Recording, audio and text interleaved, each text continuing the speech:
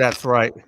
For all y'all that have not watched this show, this is 3 Live motherfucking 53, where we talk about everything. If it's fucking cool, we talk about it. So, and tonight we got the man down here. We got Bo, we got Gushing Galvatron, G Double. I like G Double, and right. I like Bo. And this is my homeboy Zach. Everybody, can you hear me? Yeah. Okay. What's up, Zach? What up, man? What up, Pat? This is what's up right now. My first one of the night. Cheers, cheers, everybody. Cheers. Hold up. Also, I'm on this too. Cheers. Oh, hey, he had to bring up the man beer and shit. I'll just fuck around, Bo. Big M, how you doing, brother? Go ahead, Pat. Hey, I go by many names. Asshole, Pack the Poacher, Pack the Plant, Mr. Bang One Out. Yeah. Mr. Bang One Out. Bang Pack the Plant. That just doesn't make any sense. You know, like you're planted into something to for espionage. Yeah. Oh, I fucking see. I put that espionage shit behind me. What's up, Bullwinkle? What's up, Big M? What's up, Ralph? Hey, shout out Ralph Bernarski. I got my shirt on. Check it out, Ralph. Oh, that is an official Ralph Bernarski fucking Voltron shirt in the chats already. You are welcome. Looks good. It does, huh? I love these shirts. Yeah. They have a good feel. They're tight. They're tight where they need to be. Really good. And what's up, DFS? What's up, David Miller, Mr. Triple D. Keep with Kung Fu Grip. What's up, everybody? Just chilling and waiting for Pac to talk his talk and walk his walk. And finish his beer.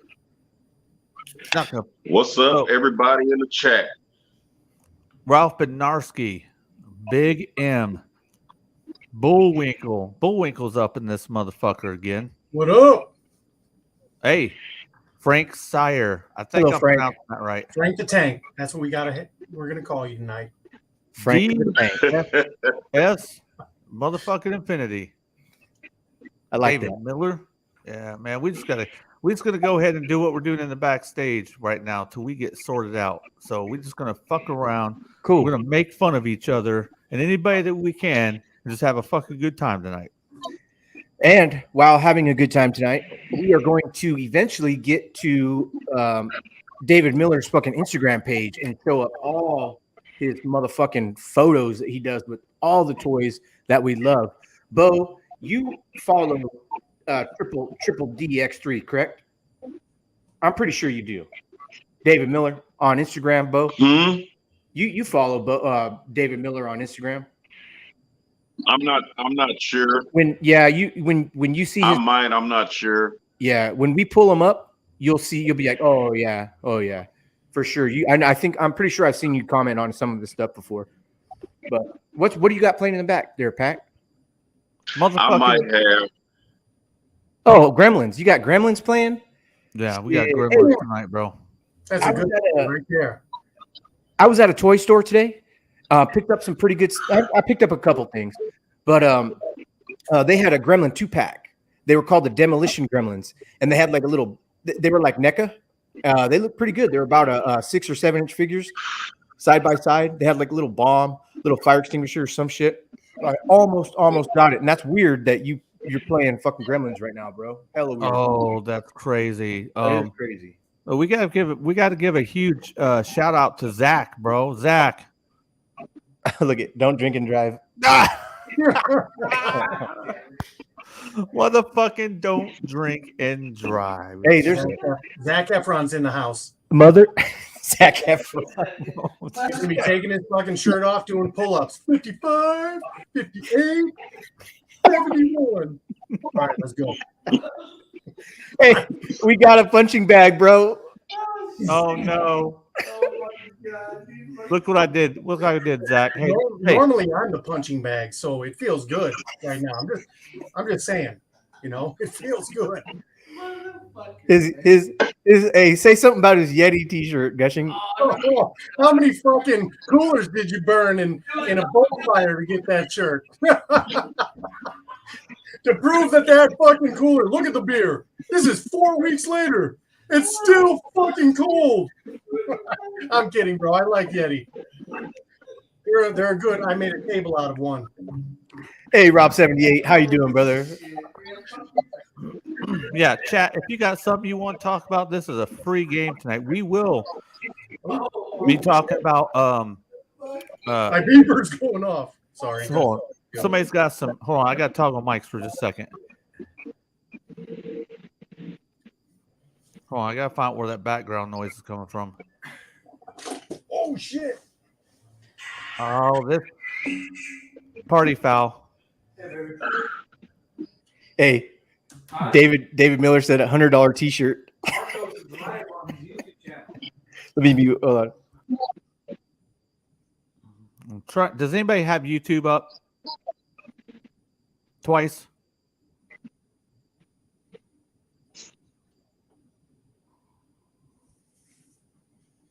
Welcome to live fucking TV. Yep. But we'll get with it, man. I just threw this together on my way to the shop today, so we'll fucking get rolling. So while working on that, bro, it's been a long time since you've been on. I think it's been like What's up? It's been like the 18th show since you've been on. So sorry about that, my guy. Most spreads his love everywhere, so it's okay. Hold on, y'all. It's very low tech over here where I'm at. So I got this raggedy ass phone. So sometimes y'all kind of sound distorted. Oh, okay. So say that again. I'm trying to remember. I think it was the 18th episode, 18th or 19th episode you were on here. So it's been a long time, bro. Sorry it's been so long. Oh shit, man! I can't even remember what I did 5 minutes ago. Hey, you think I'm gonna remember that?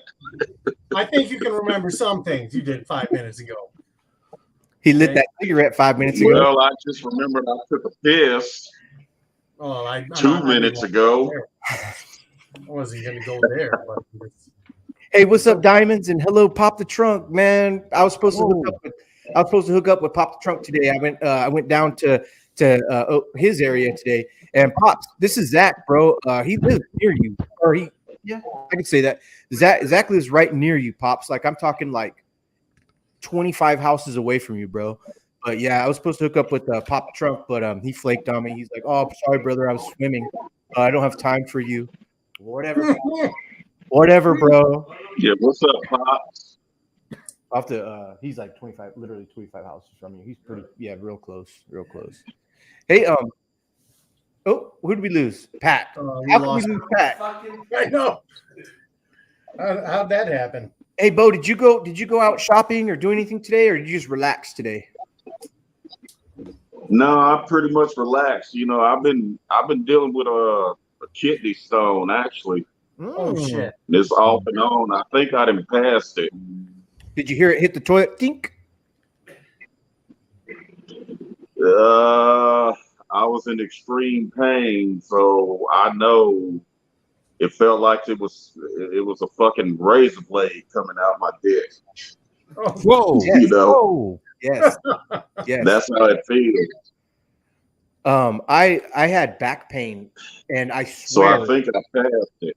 Yeah, I'm pretty sure I had a hell of bad back pains. That's where it starts. Yeah, and I'm Yeah, pretty lower sure, back pain. Yep, I'm pretty sure I pissed it out because the next day I was like, "Oh, my back pain's gone." And I remember, like, I'm always fucked up. I'm always drunk, right? Every fucking night I have 12 to 16 Bud Lights, and that puts me inebriated, right?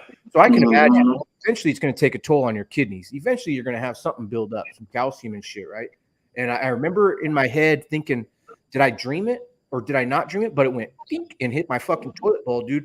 But it didn't have pain through my dick. It just the next day The next day, my back pain was gone. Okay, I've heard I'm that. sorry. I've heard that before. Yeah, Oh, I wouldn't wish it on nobody. No, right. Not even my worst enemy. I wouldn't wish getting stones. well, Right, that's all what the I hear. pregnant ladies out there, they can't give you shit anymore. Because Have you I hear a kidney stone's like the whole of your dick is like that and shit. Mm-hmm. Mm-hmm. Oh, Who's that? Is not. It'll make a grown man cry. I'll put it to you like that. Bet. That looked like Jessica Alba on your screen there. I'm gonna rate Jessica Alba on a scale of 1 to 10 right now. Jessica Alba is a 15.5. yes. She's a 20. She's beautiful. Who just said 15 and a half? 20. Jessica Alba. Oh, I heard somebody in the distance say, No. But you know what? She don't look better than Dolly Parton. Nobody looks better than man. Dolly Parton. Listen, Right, bro. Dolly Parton's great, but Jessica Alba. What's up, too many I'm playing, figures? yo. I'm playing. I'm bullshitting. I'm No. bullshitting. You Hey, got too to many figures. for them wigs and them old white ladies. I know. Bo's a player. Hey, too many figures. I went around my house today and took a bunch of pictures of BBTS. Gushing, you were in last night. We were talking about when you buy from Big Bad Toy Store, you get that fucking sticker that says BBTS, and if you get it right. So too many figures won that. That's great. I thought that was fucking hella cool. And his display, when you go to Big Bad Toy Store's Instagram, his display is on there. Mark Cosplay fucking sent me the link today, and I checked it out, and it's cool. No, I'm good. And thank you. And anyway, I went around the house and I fucking put the Big Bad Toy Store sticker here, and took a picture. I'm gonna work on it. I'm gonna send it into Big Bad Toy Store tomorrow, if I'm thinking about it. Hey, can I show some stuff I got? yeah, I'm trying to figure out where the fuck all our clatter's coming from. Like, Yeah.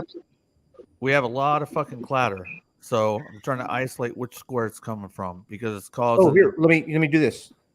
See if it's coming from me. I'm gonna stop cam and mute. What about It me? might be me. Hold on. It's probably me. No, I actually think it's come from Marcos's end. All of it. It's Look, gotta gotcha. be me. No, I think it's Marcos's because every time he would talk, there was a back echo. What about now? Am I echoing? We'll give it a shot. How about now? That sounds a little bit better. Yeah. Hey, David Miller, Farrah Fawcett is hot. Farrah Fawcett was so fucking hot, dude. BFS, what up? Oh, Farrah dude. Fawcett is hot. When I was a kid, Morgan Fairchild, bro. I thought, man, I thought she was all right. What about Tom Cruise? No, they can't outdo Sigourney Weaver. Sigourney Weaver. If you go, Aliens. you know who showed me was obsessed. Showed me that Sigourney Weaver in Ghostbusters when she was sitting in the chair and had all the arms come across her. They turn that down, bro. They pull her titty out. No, when she was floating. Okay. Do you see her titty when she was She was floating above the bed. Okay, I didn't see that one, but I saw I didn't catch that. The one where she's in the seat. I'm gonna go back and look at it. To Gozer. Yeah, it's fucking. Hey, thanks, obsessed. Shout out, obsessed. Obsessed. What's up, Sardo? Yeah. Big Stan. How's the echo now, Packer? Am I still echoing? It keeps coming and going. I'm not real sure it's come from, but we'll go ahead and fucking start. I seen how we got other people. We've been waiting to talk about Transformers for a while. We're waiting to have the right type of people on here, and I know everybody on here collects or has collected or has a lot of them. And I have a couple. Yeah, Gushin got bangers, bro. He said he has a couple. Yeah. So I want to talk about what the fuck is going on with Hasbro and Transformers. So there seems to be a lot of like with me, a lot of not interested in what they're doing. And actually, let me pose this. So we'll just go ahead and do what you think of what's going on with Transformers, and we'll spiral from there. And we'll start with Bo. What you know, Bo? Hey, Raziel Kane. Oh yeah. With the, How you doing, Raz? yeah. Hold on, y'all. Let me get my shit together. Yeah. I'll take it first, The Pat. Transformers. Hold I on. really, Oh no. You good? Bo's I good. really haven't Go ahead, seen anything that I like Transformers wise. I mean, I'm not really into the legacy. I mean, I picked up what was it that I picked up? It's on my Instagram Yeah, I'll post. show you. I'll show you right now.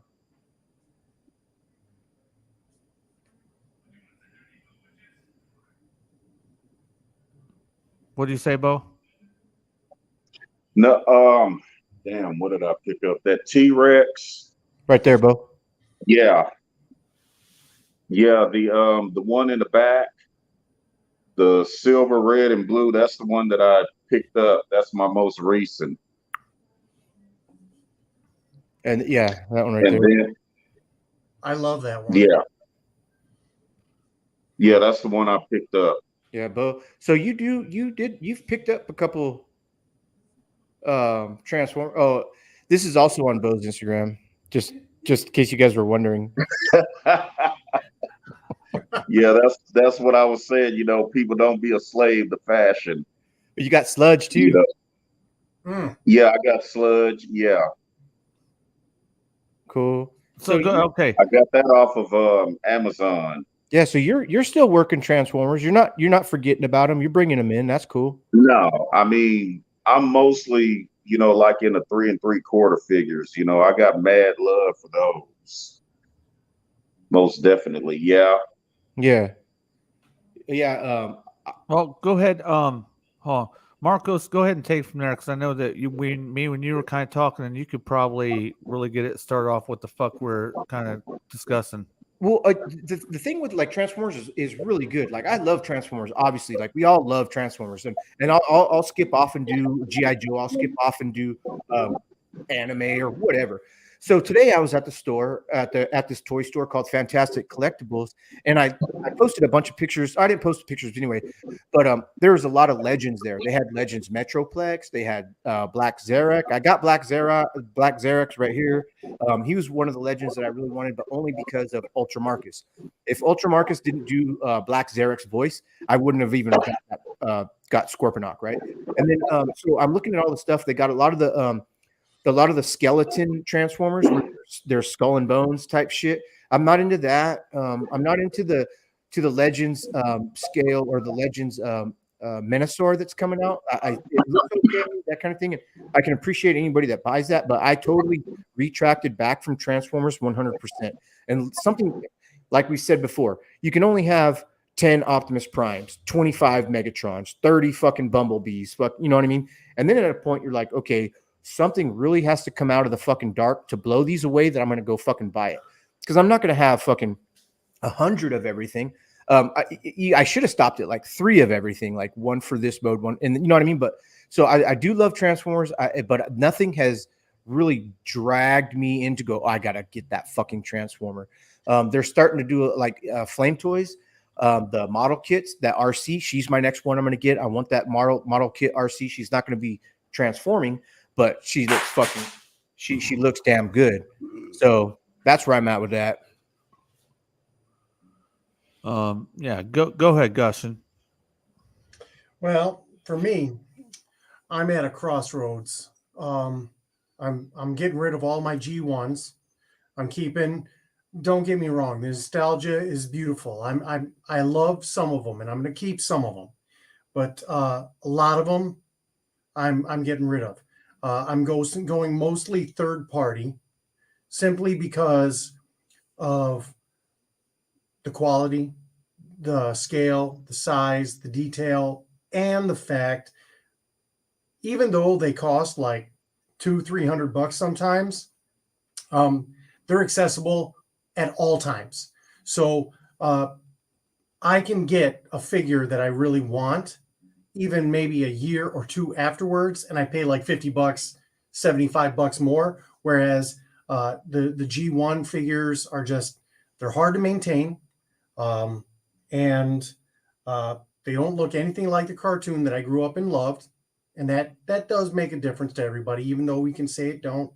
And to be honest, my boys can play with all the toys that I got. I do like the mainline toys. They look great, in my opinion. I do a lot of customizing though, too. So I'll take something that I'm not satisfied with, and I'll make it something that I'm satisfied and happy with. Like Jetfire. Jetfire. I've done a lot. Yeah. Optimus, Jetfire, both Jetfires, the Shattered Glass one. For me, in collecting, I honestly believe that you've got to take everything with a grain of salt. And there are some things that are going to disappoint the hell out of you. There are other things that are going to make you super happy the moment you get them. Like that Fans Toys Fortress Maximus. I'm like super duper excited about that. I would love to see them do a Leo Kaiser. Leo Kaiser. I'm not going to say it wrong, but for me, mainline's good too. It's an affordable way of getting some of the figures, and I think they hit the mark on a lot of them. They do a good job, not a great job, but if we compare them to what toys were before, when we loved them as a kid, they weren't a great job either. You know what I'm saying? I want you to Gushin's and mill something. Zach, where you going, man? Where's he going, man? Go ahead. I've had my kids all day, man. I'm tired. Hey, man, it was great. It was great getting to talk to you, man. I'll still watch you. I don't care. Yeah, that's what I'm talking about. That's beautiful. Good for you, brother. Later, Zach. Hey, go Jack. Go ahead, Gushin. So, the latest, most of my acquisitions, as you and Marcos know, are third party. I'm up for the new Double Dealer coming out. Super excited about him. Dreamwave has got an amazing Superion take that I really like. Basically, they made Superion look super ultra badass and all stainless steel, which just, I loved that look. But third party, they take everything to another level. You know what I'm saying? Whereas G1 is where a lot of it started. So the trends, the desire for a toy that does what Transformers do, I mean, it's G1. But I have a friend named Cody, amazing buddy of mine, that said, I love G1, just I don't have a place for him in my collection. And the truth of the matter is, I'm getting rid of a lot. I'm getting rid of a lot of them so that I can collect select pieces. I've become, just like Pack, very selective on what I'm choosing. You know what I'm saying? I haven't been going out and buying everything. I have bought a lot of the mainline shit though. So I got a huge stack of shit right here that I'm looking at. And as for legend scales, I got that Zeta Superion, but the Legends one. Yeah. I got that one. And let me tell you something. I've played with each of the figures independently. I haven't combined them yet. They are really nice. You have to be careful with them because they transform just like the big Zeta, which, you've got a lot of pivot points. Things can snap easily if you're not careful. But I can tell once I get that sucker combined, oh yeah, he's staying in combined mode for the rest of his existence. Do you have the MP scale one? No, I haven't gotten that one yet. I intend on getting that one. I don't know. You know what? I was really torn. Have you seen the blacked out version of the Zeta Superion? No. Oh yes, yes, yes. Yeah. I was tempted to get that version because I have the Zeta Superion Legend scale, which is like 12 inches tall. Mhm. He's still bigger than the G1 version, but I was like, shit, I got the G1 version right here.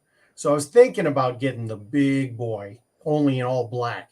That dude looks sick as hell to me. Yeah, he really does. He does. Yeah. And he's gonna come with the two different face sculpts, one with the mask, one without, right? Yeah. Yep. What's up, Grip Diamond Diamond? saw that one that I sent him, that Dreamwave Superion. That Yeah. shit is sick as hell. That is a badass take. You check it out, Pack. You will Pack. appreciate it. Because Pack is a connoisseur collector. He likes fine wines when it comes to Transformers. Well, You know what I'm saying? yeah. So he I think that's really good to do that. Hey, as you're going, Mark. Hey, as you're going, Marcos, turn your mic down. You're a lot louder than the rest of us.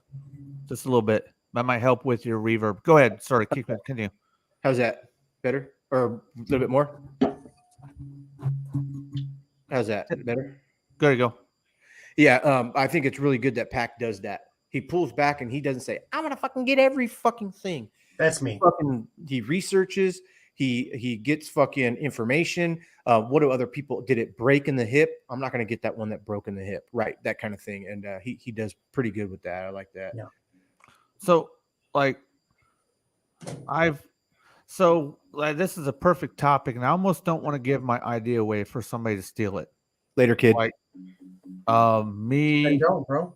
M3, and Briag, we were talking about something. I know exactly what the fucking problem is with Transformers for our generation. I know exactly what the issue is. We've seen so many things, Bo. It's all fucking regurgitated. It's all the motherfucking same thing. It's like, what are you gonna fucking do for us? It's different. And I know the answer, but I don't think I want to say it because when we're talking about that, I still would like to be able to pitch this idea to a platform because I think there's something there. But okay, so let me ask you this, Bo. What's the last great for you cartoon that Transformers put out? Bo, you're muted. What's the last? You asked me what the last Hold on. great? The last great was? Hold on a second. We'll see if Bo. Yeah, the last good fucking cartoon they put out. I'm trying to wait till Bo comes back so he can be involved. Yeah. Kid with Kung Fu Grip. Hey, I got something. Kid with Kung Fu Grip. I'll show it, man. If you're not in chat, I'll shoot you a message and then have you jump back in chat, bro. Because it's cool. Bo, if you can hear me, just bounce you out and come back in. Cool. Hold on. Hey, I don't get this whole internet thing gushing. We went to the fucking moon in 1969 and we can't even have a fucking conversation on fucking. We were talking on radios, man. Hello, you're on the moon? Yes, I am. The fuck. Yeah, kid, we'll get to some other stuff later on, but we got a panel on here that does collect Transformers, and I know you don't do that, but we'll get back to some other shit in a little bit. So he's funny. I watched Prey last night. What'd you think? I thought it was good. Yeah, I thought it was good. You know, you had a little choppiness in some of the graphic section, but I always put all that shit out when I watch a movie to a degree. You know what I'm saying? Because it's all fake technology anyway. You know, if we can get Bo back, I wonder if he's seen it. Might be able to talk about that. That was tight though. I liked it, and I think I agree with everybody when they said, you know, I'm all up for women being empowered because a lot of people are, you know. Everyone wants to try to get on this play of empowerment, which is great, but it was natural. It wasn't like her brother was still a badass. Mm-hmm. He wasn't a pussy at the end. You know, he just did his thing. You know what I'm saying? And she took over. You know, and at the end, when she was like, you know, he doesn't see me as a threat. she was like, okay, well, you don't see me as a threat. Boop. Here's my new train of thought, and you're going to die because of it. And then she used its own technology against it. I don't want to give too much if nobody's seen it, but Right. that shit, well, I thought it was good. I thought it was good. I liked it. Bo, you back with us? Yeah, man. Man, I'm sorry, man. Like I said, man, I got a raggedy ass phone, man. I don't, like I said, it's low tech over here. Everything kind of sounds distorted. Kind of broken up and whatnot. You don't sound too bad right now. One thing. Yeah, I'm sorry about that, guy. You're good. One thing that'll help with the phone is if you turn off an app like notifications, because I'm sure Instagram is fucking going to town. A lot of times when all that shit comes into your phone, it slows the processor down like a motherfucker. But Bo, so yeah, here's the question, and Raziel Kane had a great answer to the question. The last good Transformers line that they put out and produced as toys was the tune. The tune was Cyberverse was okay. Great one was animated, and I loved it more than Transformers Prime. So, what was your last cartoon Transformers that really came out that drew you? Okay. For me, I thought that Transformers Prime was the best line. I mean, that's just for me. I've got them all: Bulkhead, Shockwave. I've got the RID. I've got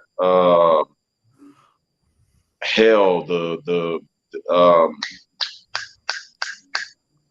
what do you call the other ones? The first edition.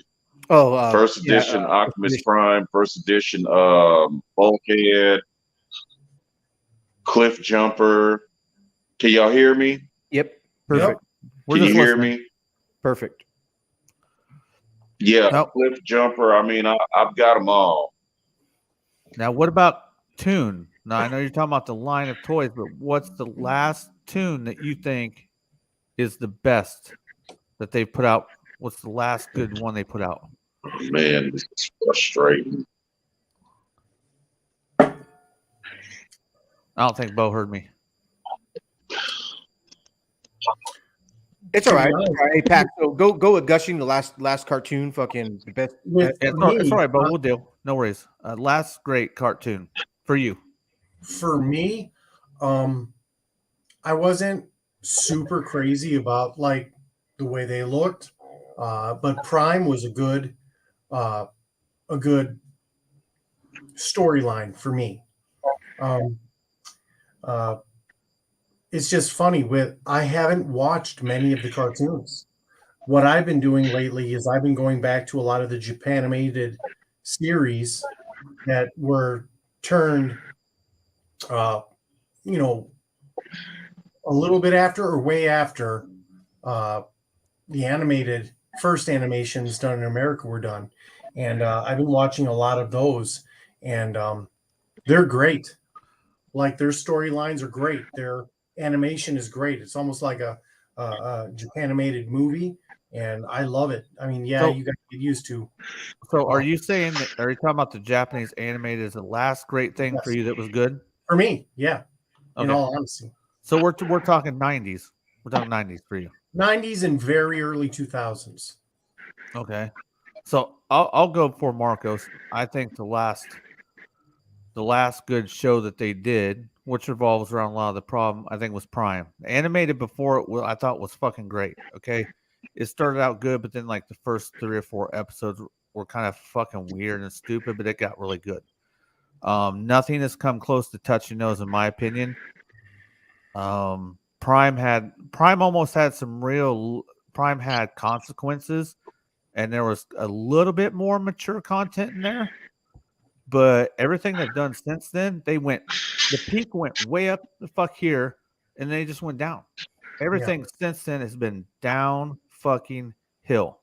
Yeah. 100%. I agree. So why did they give us such a good show? What we wanted. Now they have to understand, like Transformers, they're catering to how many generations? 4. I think about 4 now. So us being the oldest ones, Yeah. then they got Bayverse generation that were grown up in that era. So 3. We'll call it 3. So they need to do a good job of catering to all 3 generations. They're not catering the fuck to us at all when it comes to media. Yeah. Not at all. If someone wants to argue that, I would definitely love to see. They're doing stuff like, how many franchises have been gone this long and have to walk the line with all the different generations? Okay, G.I. Joe's been going on a long time, right? Barbie has. But those, what other freaking franchise has been going on for 4 decades now? Star Wars. Star Wars has been going on forever. So when you go for a long time, you have to cater to all the new generation coming in, maybe the mid generation and the old generation. I feel like they just fucking have dropped us off. Like, you guys can just watch the fucking kid shit. You can play with the fucking toys that feel half-assed. Like, where's the mature content for the kids that grew up with this shit like our age? You know what I'm saying? Shout out to chat real quick. Ex Daredevil, he says link for a Motu dude. Absolutely, Daredevil. If the way that Pac does his stream, the way that the show goes, he doesn't just throw out the link and shit. But if you send an email to his Instagram, he can provide you with a link. But is he a Masters of the Universe guy? He's all the Yeah. Motu. He's the Motu king, dude.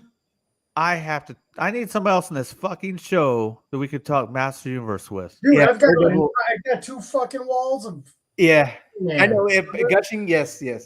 But Dude, Daredevil. I got a custom Castle Grayskull right here. I'm talking OG shit. Let's I'm talking step- old toys. All right, I got new and old. What up? I'm talking, yes. I got Spydor walking. He's walking on the ground right here, ready to bite my ass right now. You want dude. to see? We got to get him on, and it's going to be a Masters of the Universe panel. Cool. But ex Daredevil, he doesn't do the live link shit, bro. But yes, 100% Daredevil. Send Pac or me your email, and I'll forward it to him. He'll get it. Pop the Trunk says, for me, Prime was a good story. While I agree, didn't like the style, but story was okay. I'm not sure. Okay, boom. Touching on that, the fucking style was fucking fine with me. Okay, you had to get used to the styling, but did you see the animation? You could see reflections in their fucking. That's not what we're talking about. We're talking about, like, for me, everything looked so fucking skinny, and like. But that was heroic proportions, though, dude. That was him in the movies. I know, but it's like animated. You had to get used to the Jay Leno chins, right? Yeah. You have to get. Here's the thing, and here's why it's so difficult, so difficult for us to merge all the generations. You've got the old shit, which is just way out of scale and tune and everything else. You can't go back to 1980. You can't go back because those vehicles don't even fucking exist anymore. They're classics. They're vintage cars. Okay. Hey, you're gonna continue on. Please continue on, Marcos. If you can get him to send me his email, Bo. Unfortunately, Bo said he's just gonna stay in checks. He's having so many phone problems. Damn it. Yeah. Damn it, sir. Understood. Sorry, Bo. I'm sorry, bro. But you could jump back and forth between any live stream you feel like jumping in. That's cool, man. So hey, that's right. If Daredevil can get me his information, I just sent it to you. Yeah, I want if he wants to get on, we'll give that a shot because we have a spot to fill.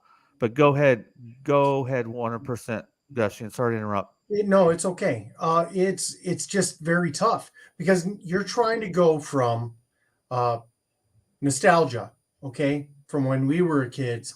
None of that shit exists anymore. Okay, with Star Wars, the reason why it's kind of easy to go manipulate and go through the universes and shit, everything's in the future. So everything, even if it's old, is futuristic. So you're not having a problem there. Okay. In the Marvel or DC universes, you've got everything that is it's not even real. You don't have people with superpowers, but it doesn't matter because people can have new superpowers or whatever else. So that's okay.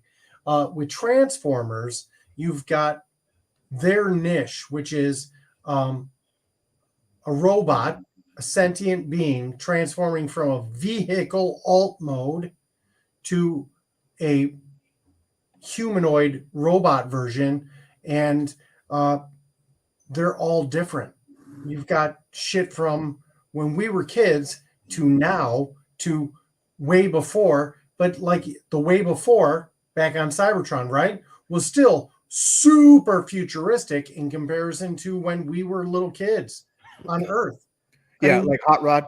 What Yeah. Hot Rod was a super futuristic car coupled Right. with a futuristic little truck. Yeah. It's all over the place. So it is very, very, very difficult for us to merge all of that together because people's ideas and ideals are formulated to like one aspect.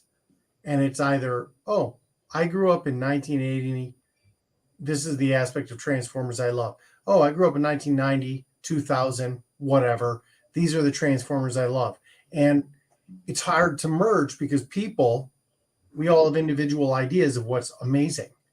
So, Well, I if you say it's hard for them to merge, I disagree, because several times Hasbro they have released multiple different lines associated for multiple different age groups, and they've also had multiple different media outlets such as cartoons at the same time for different generations. how dare you be right? But go ahead. Yeah. What's up, y'all? Hey, ex Daredevil, what are you doing, man? What are you doing? Fucking I around. agree with you though. I agree, but I disagree at the same time because I think it is it's a complicated merge. They've done it, but no matter what, you've got people that are like, hell yeah, and you got people that are like, hell no.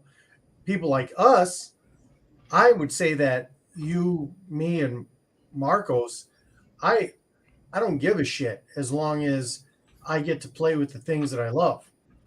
Yeah. But there are a lot of people that are stuck on one aspect. And I think that's the hardest part that they have to overcome.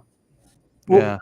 Go ahead. Bo, Bo, I know you said you're sorry. Don't be sorry, bro. Hey, it's everybody on YouTube that can't they're the one that we're all missing out because we can't have you on here, sir. That's Don't right, worry Bo. about it. Real quick shout out to ex Daredevil. What's up, sir? How are you doing? This guy is the Mo2 King. I would put a bet of $1 million that he has not one Transformer. Is that correct, Daredevil? Oh, Actually, I I actually had some Dinobots recently, and I got rid of them. But I do have one, actually, believe it or not. That's Ravage. Okay. so y'all I like that motherfuckers have, Eternia in the back there. y'all motherfuckers had me add someone in that doesn't talk about Transformers right in the middle of a motherfucking Transformers discussion. Is that what I'm getting? Yeah, but shout out to ex Daredevil for being in chat and then asking for the link and then sending an email right away and having the opportunity that Bo jumped out and we needed a fourth one. If New Soundwave, if you're watching, bro, has New Soundwave, if you would have been in chat and you would have fucking said, "Yo, throw me the link," tonight, it would have fucking been magic. No, I've got him scheduled I know you are scheduled, New Soundwave. So just in case you're watching, bro. next Friday. Yes. I need to make sure people understand, because people don't understand how to make shows sometimes. Sometimes they may say, oh man, maybe this person's been on twice. I have to make the shows to cater to the people on it. So if there's topics, I have to find that group that cover those topics. Yeah. And a lot of times, people that are waiting in line, some of them will fit the mold for what we're talking about and others won't. So people will be shuffled upon the list. Unfortunately, that's how it has to be done. And we have to shuffle everybody who's been on this motherfucker before and get them in. Because if we've ever talked to people, we'd like to talk to them again. So it gets difficult. Y'all allowing me to jump in with you guys, man. I appreciate it. Hey, ex Daredevil, we're gonna bring up an Instagram. David Miller is triple DX3. Yeah, correct. Yeah. Show up a bunch of his pictures in a while, probably. But right. now that our Transformer panel got fucking demolished because Bo left. Thanks, Bo. No, just playing, bro. Just playing. Boop boop boop. But you want to go Motu on this motherfucker? Let's do David Miller first. He's here in the chat. Why don't we do his IG and then we'll All right, go ahead. We'll go ahead and have some. We'll probably talk most Masters Universe next, and hopefully Joe Amato will show his ass up in this motherfucker. Oh yeah, I know Joe. I'm very well with Joe, man. Yeah. Hey, And so David Miller, that's- just give a shout out if you're in chat still, David. Otherwise, I'll message you, and like I said, I would and tell you we're bringing. Let me get it going. Let me get it up first. There you go. He's here. All right. You gotta give me a second. So let's see. Not YouTube. I just had to come on, obviously, and show my boy M3 some love, man. So thanks, brother. I appreciate that, Dare, man. So with David Miller here, I didn't know David Miller was Triple DX. I didn't know that. I thought that every time. I didn't either, bro. At one point, yeah, every time he came into Casual's fucking chat, right. I saw David Miller. Yeah, and so, yeah, right. Yeah. So about 3 weeks ago, I finally realized, oh shit, David Miller is Triple D. But learning and talking with Triple D, watching him on Casual, he's a cool dude. The guy's got an enormous collection, and all of a sudden he started putting out. I don't know. I'm new to Instagram by a year, so I've not even a year. I don't think I've been on Instagram for a year yet. To be honest with you, bro, I'm the same way, man. I haven't been on it for about that long, and it's new to me as well. Yeah, I'm a noob. For sure. Yeah. But looking at David Miller's shit now, he's affiliated with Toy Mercs, and Toy Mercs is affiliated with Dead Man One. Dead Man One is a solid motherfucker. I love that dude. Watching him, I jump on his live streams, not on with him, but he's another person we got to get on the show too. Is requesting to be on the show. Yeah. So Dead Man One's got a bunch of good pictures, and across the board with just I like when I don't know. I like photography. I don't really do it, and I don't have a creativity for it. But when I watch when you pull up his IG, bro, it's fucking sick. I'm waiting to do that, but you're running your giblet. I mean, seeing his stuff and shout out seeing Skydrow Walker, man, 100%. It's all right. So Marcos, dorm mates or something. 100%. I'm gonna let you narrate some of this stuff while we're going through it. So let me bring it up right now. Okay. But yeah, ex Daredevil, fucking Skydrow Walker's king, bro. He's probably the best photographer. Shout out Trey Maddock, but all right. Oh, okay. So look at this is our Instagram shout out section. David Miller, what is up? Okay, so just the fact that he has those. Go back to titties, bro. I want to see some. There you go. Okay, so he put who is that figure with the mohawk with his eyes going? Holy shit! Looking that's obviously a custom. So he fucks with custom shit. And those titties are perfect for She-Hulk. That's great. And then he did the black and white with Toy Mercs. They did a whole a black and white week or I'm pretty sure it was a week or two. Major Blood, fucking dope. Groot, one of my favorite, man. Fondle through these and get to the one where Destro's with the Cadillac. Pimp Daddy Destro is sitting on top of a fucking cherry ass caddy. My boy Rocket. He's having a Tonic Attain moment. I think he was doing this last night. He said he was on fire with he went live with somebody, but on Instagram. There's our girl Baroness. Oh, what up, Baroness? You got the Tomax and Zaymont already. I don't know how you got Tomax and Zaymont already, fucking bro. Some people got them real early from Robot Kingdom. Look at he just sets everything up. He's got is that that helmet? Is that from Spawn? It looks like no. Oh, that's what's that? There's a line. Can't do a video. Mythic Legions or Mythic Legions, yes, sir. You are correct.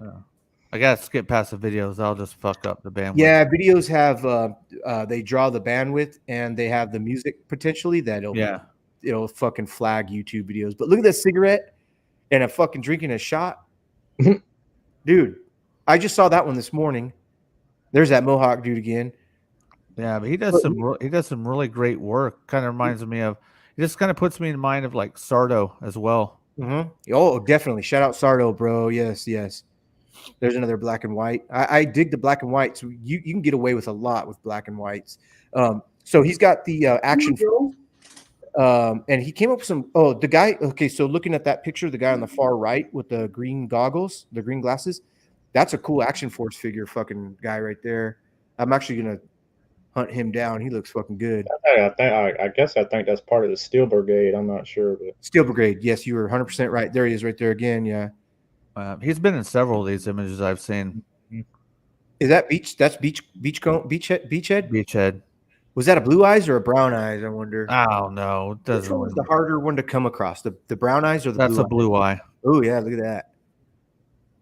Sick. So he's out in the grass, fucking. Oh, and then he got the fucking he got the what's the chopper on in G.I. Joe, the S3D printed. That'd be the Rattler. No, not the Rattler, the helicopter. Helicopter. Not a mosquito. Dragonfly. Yes, yes. He's got that motherfucker, and he painted it, but he didn't have S3D print it. He had Time Traveler print it for him, but Time Traveler bought the 3D print file from S3D, and that's sick, dude. This diorama right here. I don't know who did this diorama with where I'm moving my mouse, but that's the fucking balls. It is dope. That. That's when I first started seeing him doing all this stuff. Was these couple next shots, this one shot in particular, and then another one, and I was just like, wow, I didn't know he did anything like that. Make sure you go ahead and get in here. Are you here? I can't see the screen. Are you still here? He's making a drink. Okay, cool. Hey, we can't leave Gushin out, man. Hey, my boy Groot again.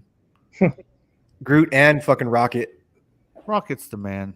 Hey, Groot taking Hey, when Groot takes a shit, it looks like when you take your lawnmower bag off and you're dumping the lawn. You got all them grass clippings. That's what right. it is. Fuck. Tight. There it is, right there. Oh, that's Christine, bro. That's not is that a Cadillac or is that Christine? No, that's not Christine. It's not Christine. It's not. Mm-hmm. But Pimp Daddy's on this motherfucker next with the fucking his billfold on fire and shit because he came with that accessory. Oh, I thought there was another picture of it. It's coming. It'll be coming. So where'd you get that fucking car, Triple D? That car is fucking Triple D big, bro. Hey, while you were gone, Gush, and I was raving over the diorama. Look at that. Oh, I like that. That's nice, man. It's super nice. Oh, this one right. Look at so he lit off a firework right at the right time. He was saying he's like, yeah, I had to wait for the fucking like the daylight to be just right, and then dude, that's dope, man. That's sick. That's sick. Hey. Badass, dude. And that helicopter's fucking like 4 feet long and shit, man. And fuck G.I. Joe's. Haha, kid, if you're listening, fucking he's all about Cobra and shit. Cobra! Fuck yeah, dude. Christine was there it is. Christine was a Fury, right? Yeah, she's a Plymouth Fury. Yeah, Plymouth Fury. That's it. 58. I don't remember. Great, yeah. Sick. Yeah, shout out to that helicopter right here is badass. It does remind me of Whirl. Whirl was a Diaclone figure. He wasn't even a Transformer. You know, he wasn't. He was a Diaclone figure, just like Roadbuster was, and they were included in the line simply because they were special edition, although they were Sentinel robots. So they were human-driven robots that were super badass. Yeah, that looks. Now I'm familiar with the Dragonfly. That looks to me like it's got some modifications to it, a little more sophisticated than the Dragonfly. This one looks badass. If I were to say, this whole area is a lot different on this than the regular original Dragonfly. Yeah, you got those turbine engines on the side. So who made it, Marcos? He left. Time Traveler, M3 said Time Traveler made that. Yeah. But the original print was Steve S3D. Is that a print right here? Yeah, that's a print, yeah. That Some- is Screen there. fucking sick. As I want his number because I want to ask him for some shit. Yeah, that kind of also reminds me of if you're familiar with Blue Thunder. Mhm. Oh, we're familiar with Blue Thunder. Oh yeah. Hey, Me and you're Pac fucking love- talking to some Gen Xers here, bro. Oh, Right. that was my Hey, jam. no offense, but sometimes people be under a rock, man. So you just don't know. No, Pac, that was my jam. I loved it, but Pac's obsessed with that. You want I was to Airwolf guy, so Motherfucking Gen X. I don't sleep under no fucking rock. rocks Hey, Mother. in this Hey. garden. We're talking about sleep under rocks. You took a break, bro. Take a chill. Good job. Yeah, I'll- I'm trying to talk here. I I'll can't see sleep where under you're going. I'll sleep under a crack on, I rock. gotta- How's that? Oh, there it is right there. That's so fucking dude. Okay. Wait. Hold it right there. Now This is Thunderbird. That ain't a 50. Fucking Christine. that's so cool, man. Look at that bumper. That like thing's a- on the ground, bro. Look, Hey, that looks Triple. like what Jada would do. Triple, I swear, dude, I'll take a picture off and I'll fucking take it to Costco and have it fucking made into a fucking 8x10, bro, 12x12. That's perfect. That's my boy. That's my favorite Destro ever. Good Lord. Good Hey. Lord, that's dope. Fuck the prophet name. It's Pimp Daddy. Always. Profit Director. Don't you listen to him, Profit Director. If you come in here, No. it's all Profit about profit. director. Profit director is the man. The fucking naming of this figure, profit director is not Hey. the man. Pimp Daddy Destro is his fucking original name. All right. Easy, Pack. Wow. I know. I busted balls. He's a ball I told buster. you I wanted to fucking bust balls tonight. This wasn't supposed to be a nice show, son. Oh, look at that. Look at that. Fiona. Yeah, that's nice. So, man, we want to give a huge shout out to David Miller, man. Triple Hey, away. Crocmaster is my jam. Yeah. Go do me a favor, Pack. One last favor. Go to the bottom of his Instagram, his last photo, and see what his first entry was on Instagram. I'm interested to see because everybody has a start. I can't remember. I think my starting was I threw up we were on a party bus and fucking running around Lodi and shit. I'm just curious to see what fucking Mr. Miller has. Let me see. So is it triple Dex? Triple D DX? Triple What is D, it? like the boobs. There's nothing wrong with triple dicks. I mean, Oh, sorry. What completely different. Okay, so we know what porn Gushing's looking at. True. No. What up, Curtis? Curtis Schultz is here. I can't see screen. I'm looking for what Marcos wants me to look up. Just the last picture or the first, which would be his first. Dude, picture. I'm at the pack of lunch. This guy's got a large, Okay. fucking portfolio. No, it's cool. It's cool. But Yeah, ex Daredevil, Schultz. do you have? Did you? I know. Do you have GI Joe Classified? Oh no, I don't rub elbows with GI Joe. I had GI Joes as a kid, but nah, it's He's almost. got, look at his shit. I He's know. got that attorney up. Well, Place let's that get right into there. Marcos. I'm Master looking of at the this universe. first picture here, and after we do this, we can get into it with our new guest here. If you'll give me a second.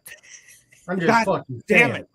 Gushing, you see what I have to work with tonight? I'm throwing some dirty fucking burgers right here. I'm Throw telling you some right dirty now. burgers M3's way.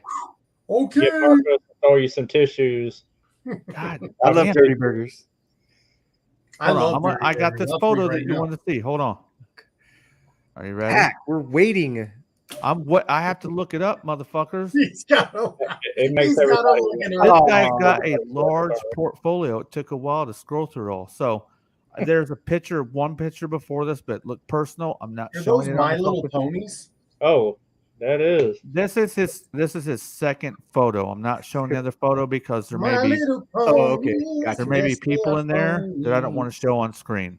So Hey, Triple D, fuck with fucking My Little Pony, bro. My He's little fucking- He's a brony. I'm a brony.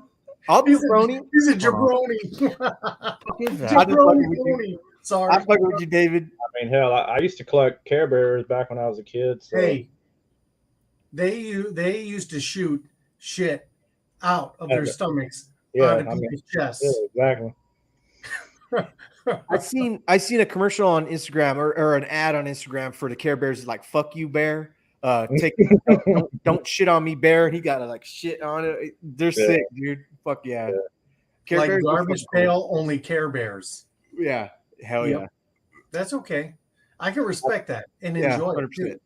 Dude, I think I wouldn't have so much care. tell you what, I tell you what, Em, I would totally collect that shit if they came out with like garbage bears. Hey, Curtis. I'd Curtis, collect the fuck out of that. do not start talking about Shockwave even remotely kicking What's up, Kurt? What's up, Triple Megatron's B? ass. Hey, so I saw this today in the store, X Daredevil. I don't know if you've seen that. Yeah, the Flying Fist T-Man. Yeah.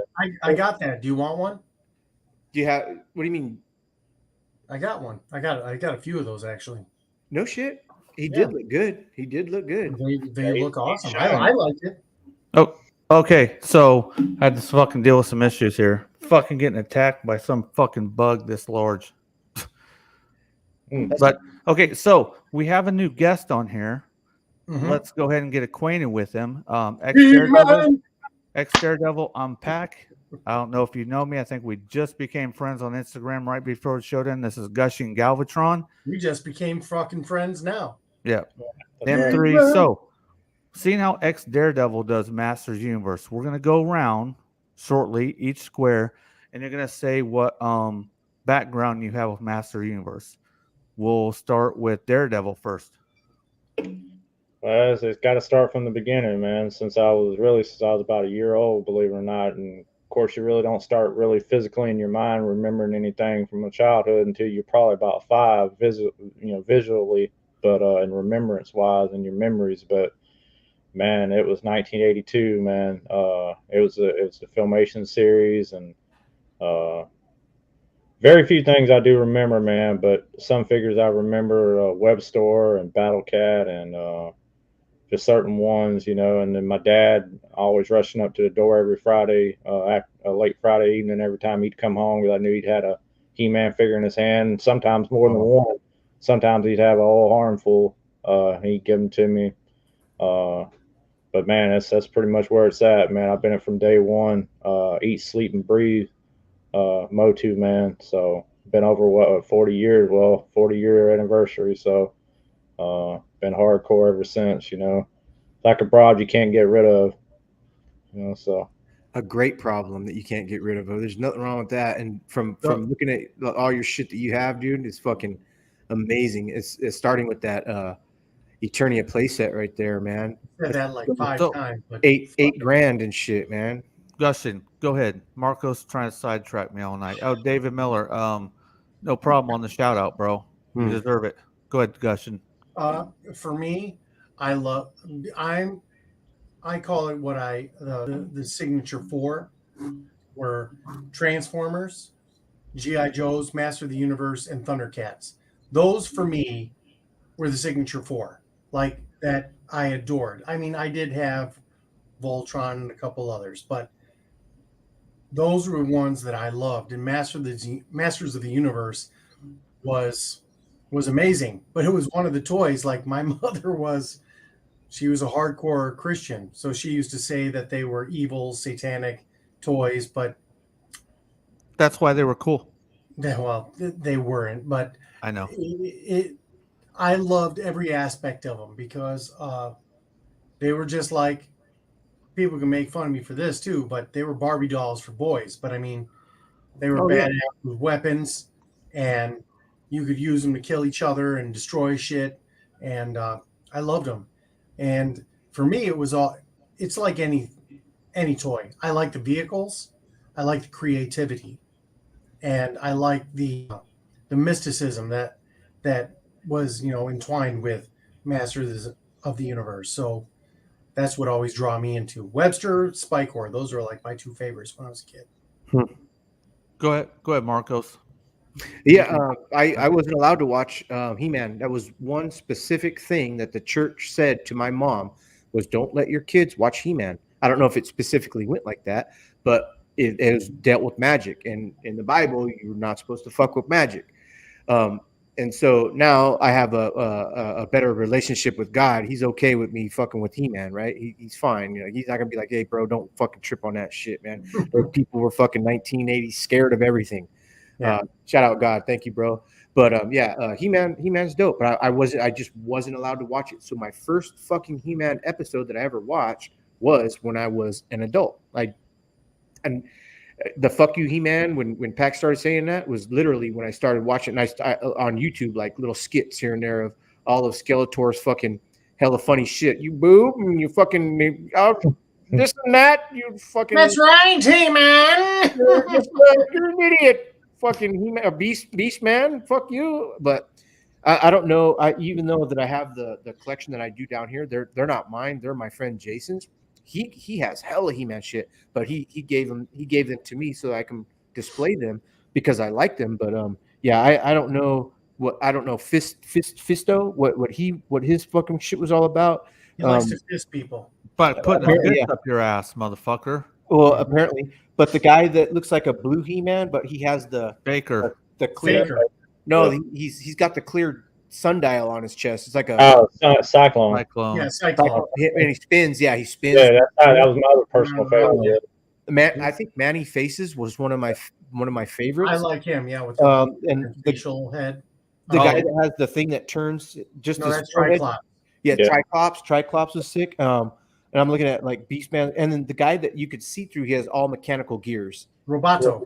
Otto, Yeah. fucking hella dope, dude. And then I think I have one. I think I showed it on Kaz's channel, X Daredevil, which was the or Shadow Weaver. And Shadow Weaver is gorgeous in her Optic was my favorite. I don't know why, but he was my favorite. Optic. All-time favorite. Optic, the giant eyeball. Yeah, New Adventures. Yeah. Okay. Yeah. Okay. So, yeah.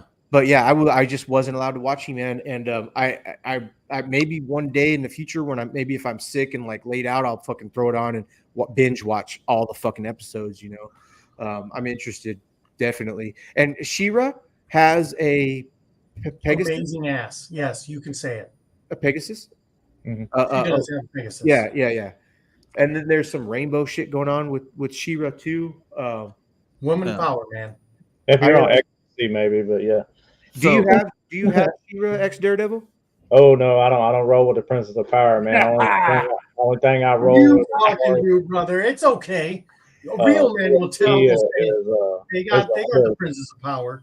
Yeah, well, the Horde is the only reason why I even ever cared to watch POP, but I love mean, you can't get no more blunt than that, man. But it's okay. I ain't got nothing against it ultimately, but So go ahead, Marcos. Oh, just shout out chat real quick. I'm so sorry. David Miller. Let's see. Yeah, Curtis. Yeah, Curtis. Stop, motherfucker. And then so I had this account for a while. I got 2 little girls. LOL. Okay, so David Miller. Cool. Curtis Schultz. Hey, Daredevil. David Miller, and they still have most of those. And Curtis Schultz. Dude, did we just become best friends? Yeah, Curtis. Yes. Yes. We did. Trapjaw is an amazing character. David Miller, thanks for the shout out. You're welcome, sir. And they had cool action figures, Too Many Figures, and Too Many Figures says at Satanic Panic. Yes. Yeah. And Ralph, Trapjaw and Webster are some badass toys and villains. They were. Sorry. Go ahead, guys. Yeah, my background with Master Universe, it was so the first ever toys I played with, and the only reason the first toys I ever played with were diecast cars and trucks because He-Man was not out yet. Master Universe, I do believe, popped in 1981, late year. It was it came out toward the last half of the year. All right, so I had my dad would come by. I didn't live with my dad. I lived with my grandparents. So when my dad would come by, he would every 2 weeks he would bring me 2 Master Universe figures. So that's how I became. I know exactly how I got introduced to that.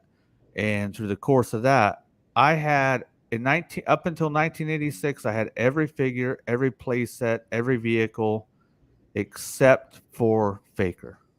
Faker was the one motherfucker that me and my dad could never find. So that's my background. So the next topic, and I'm old, so I'm 47 years old. So I thought you were 37, but go ahead, please. Yeah, sure you are. Do you see her shine on your head, bro? I ain't no Ooh, 37. look at that shit. So my next topic, and I'll go first, kind of explain. So when you're talking about Master Universe, you got to kind of some of the topic revolves around toy and tune. I lived out in the country. I didn't really see the cartoon, so every time I got a figure, it came with a mini comic. That mini comic was the headcanon. It's all I needed. It was great. Every mini comic seemed really good to me. I almost felt like I was walking into a world with real consequences. So, like for a couple years, that's all I'd ever known. I'd never seen a cartoon. So I go to my cousin's house one day, and he's got He-Man on the cartoon, and I'm watching it. You know, I've been collecting for I think it was about more like 3 years, and I watched him like, what the fuck is this? Like, so X Daredevil. If you read the comics and then you watch the cartoon, how big of a motherfucking difference is there between the two? It's a huge leap, man, in my mind, because you're going from a gritty world in the mini comics, so much darker, a whole different aspect, to a more of a. It's hard to label it, man. For me, it's more of a more nice, very altruistic, comical, and the same character, or the characters in general, but it's more comical. I mean, it is what it is. I mean, because I'm not gonna lie, it carried it. It actually, because without it, it would have died. You know, well, a lot of people say that it would have died at some point early in its lifespan. But if it wasn't for Lou Schreimer and Filmation, so shout out Lou for what you brought to us, brother. But yeah, man, it was a big gap, man. It's like the Grand Canyon, bro. You got the mini comics over here, and then you got Filmation over here. So. I saw it and I'm like, I watched them like, what the fuck is this? So you got to understand, that's all I knew for several years. I think it was 2 or 3 years. I'm almost positive. Well, you know what they He said? thought it was a knockoff, like a bootleg. Well, like I said, it's there's humor, but I thought they were fucking poking fun at He-Man too much. I'm like, come on, man. I said in my last show, He-Man's fucking humping a rocket. I'm like, so to me, this is my personal opinion. That doesn't, if your opinion is different, everybody's entitled to their opinion. So if you like it, you win. So I just did not like the cartoon. I still can't watch it this day. I try over and over to watch it, and I'm like, I just can't. But when when Mike Young Productions came out with 2000X, bro, that was the cartoon. That was the one that I wanted as a kid. Love that one. Love it wholly. So we'll start with Daredevil. Go back around again, kind of talk about comic versus tune or whatever. I know X Daredevil kind of talked about, but go ahead. You want me to just like touch more on the mini If you've already touched enough on, we'll just go to Gushing or M3. But I definitely want to talk about the big differences and why I can't get down with the old cartoon, for my personal preference. Yeah, I can pass it on, man. It's all good. I kind of pretty much, said what I wanted to say about it. Go ahead, Gushing.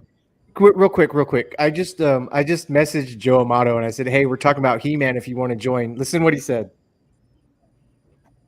Hey, I ain't got my fucking equipment hooked up, but I'll come in there, I'll look at that stream. You better not be fucking up the history of He-Man, you dipshit. Love you.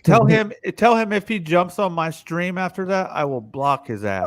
He's fucking blocked when he comes. Crazy, tell him that, Marcos. Tell him I say he's fucking blocked. Joe thinks he's the only motherfucker that knows He-Man, and I tell him that all the fucking time. Joe knows. And X Daredevil. Are you making like a reference to Bo? Oh, we talk mad shit with each other, dude. Me and Joe talk mad shit with each other. So, Joe, I know about He-Man, and you will be blocked if you fucking come in and send me a bullshit message on Instagram. When I watched some of the history of what the producers and the developers of He-Man, in the back of their minds, they thought He-Man wasn't just a boy's Barbie. Make sure you get it right, because if you don't, Joe's gonna get fucking pissed. I don't care. A boy's Barbie. If I get this wrong in your mind, I'm sorry, brother. You'll be fucked if Joe don't like it. No, I'm not fucked. He can say what he wants. But Galahad. Galahad was the embodiment and the character that they originally, when they were developing He-Man, modeled him after. Pardon me. So they were trying to do that, but so the whole conspiracy thing about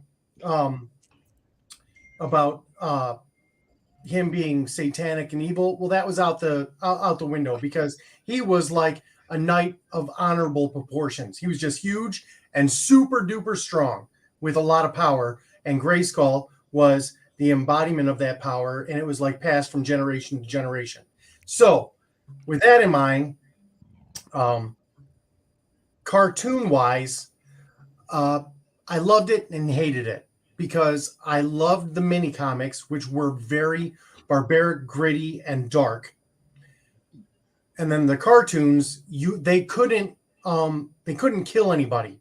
They couldn't do anything evil. They couldn't do anything bad. They had to have like a spotlight for, listen, everybody, you want to be good and blah, blah, blah, blah. And they wanted to like endorse that. And they wanted to make He-Man that way for them to say, yeah, he looks badass and he's amazing, but he's also morally correct. They couldn't kill. They couldn't do anything like horribly evil, where they could do that in the little mini comics and make them look like the characters that they truly were. Like Beastman would have ripped your arm off with his teeth. He would have ripped you the fuck apart. Do you remember the comic, like Daredevil? I'm sorry, Marcos, I know you don't know a lot of this stuff. Do you remember both y'all, with Grizzlor, the comic that he came with? Dude, when I saw Grizzlor in the mini comics, I thought he would. I think if I remember correctly, I think he had Tila on the cover, like had her captured or whatever. But I just thought, man, this fucking character is gonna rip your flesh from your body. He just looked nasty and evil. Yep. You know what I mean? Yeah. And then he turned out to be a giant teddy bear, right? That looked like he fucking sat in the dryer for too long, without any downy. I understand, right. But yeah, it was two completely different aspects when it came between the mini comics and the actual TV show, because Filmation was trying to make money. And they were also trying to placate all of the haters and the people out there that were trying to say this was a satanic TV show. So, but I mean, to be honest, that was a shtick in the 80s with almost fucking everything. So yeah, like AC, really was. Black Sabbath. They even came out with a Christian song, "Masters of the Universe," like saying, you know, you're evil and satanic, and God is. We all know God is all powerful, you know. But I'm sorry, Joe, you're not on the set list for tonight. Hey, get Joe on here. I'm sorry, Joe, you're not on the set list. I'm sorry. It was all a clash, and everyone was trying to honestly make everybody happy. The people that were like, I just want a cool ass toy, and the people that were like, oh, that's satanic and evil. Well, you know what? Sorry, but. Okay, it's imagination. So right. I'm sorry, you're going way out of the another direction. Wait, can I intervene real quick? I got a really good friend named Jason Singer. I've known him forever. He texted me. He's watching right now, and he can't comment in the stream because I don't think he has a YouTube account. But he says, and I quote,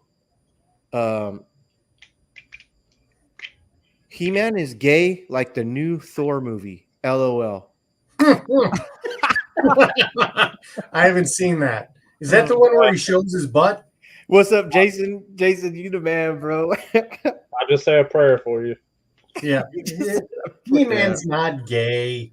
Hey, he's got a nice haircut. Hey, I know who Jason is. Yes, yes, you bet. He's yes, cool. You did. He's just fucking around. So, see, now with ex-Daredevil on tonight, right? We need to talk with him as much as possible. Right. Yeah. So, let's kind of move this around a little bit fucking faster so we can get as much time with him as we can. So, what was your favorite toy playset in vehicle from the vintage line Daredevil? There's so many. Yeah, I would have to say first and foremost, man. Obviously, it was Battle Cat, but one back behind that, close second, would have to be Dragon Walker. Obnoxious and loud and noisy as it was something to behold. And then the very first play set would have to be Grayskull, man. I mean, it's everybody's numero uno. Wasn't even aware of Eternia even then. You know, I wasn't actually aware of Eternia until the Mike Young series. I would agree with you because I was out by then. I was Mhm. well into middle school, so yeah, I didn't roll with New Adventures, so Yeah. I knew of it, but I just didn't roll with that. But yeah, that's pretty much where I'm at, man. I mean, but there's so many great ones, man. I mean, they really were all great. They all had great action features and cool gimmicks, and Attack Track also stands out to me. Just one of those funny vehicles. Road Ripper obviously was fun too, super fun always with the ripcord and going across the kitchen floor, and of course all of them made your parents crazy and cringe, and tell you, why you quit playing with that thing, it makes too much noise. I'm tired of listening to it. Put it away.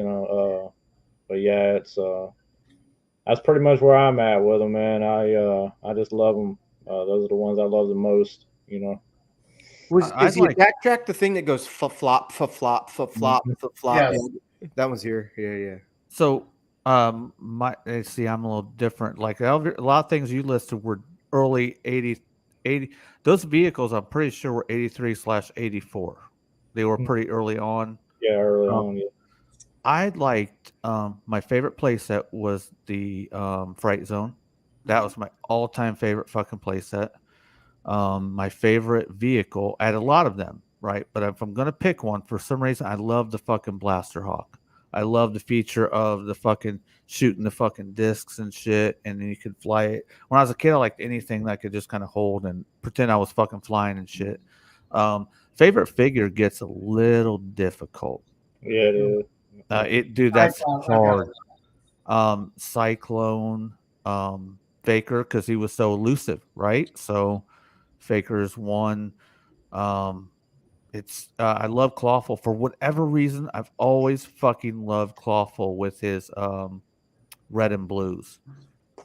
Rio. Okay, so I think Rio Blast is probably my all-time favorite for whatever reason. So for whatever reason, I was in right off the rip on the line, but toward the end when I stopped collecting, those figures and those vehicles were really my favorites. King Hiss was my favorite villain, second to Skeletor.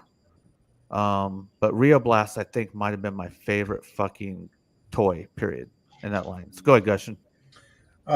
Mine are pretty simple. I mean, of course, I love Castle Grayskull, for sure.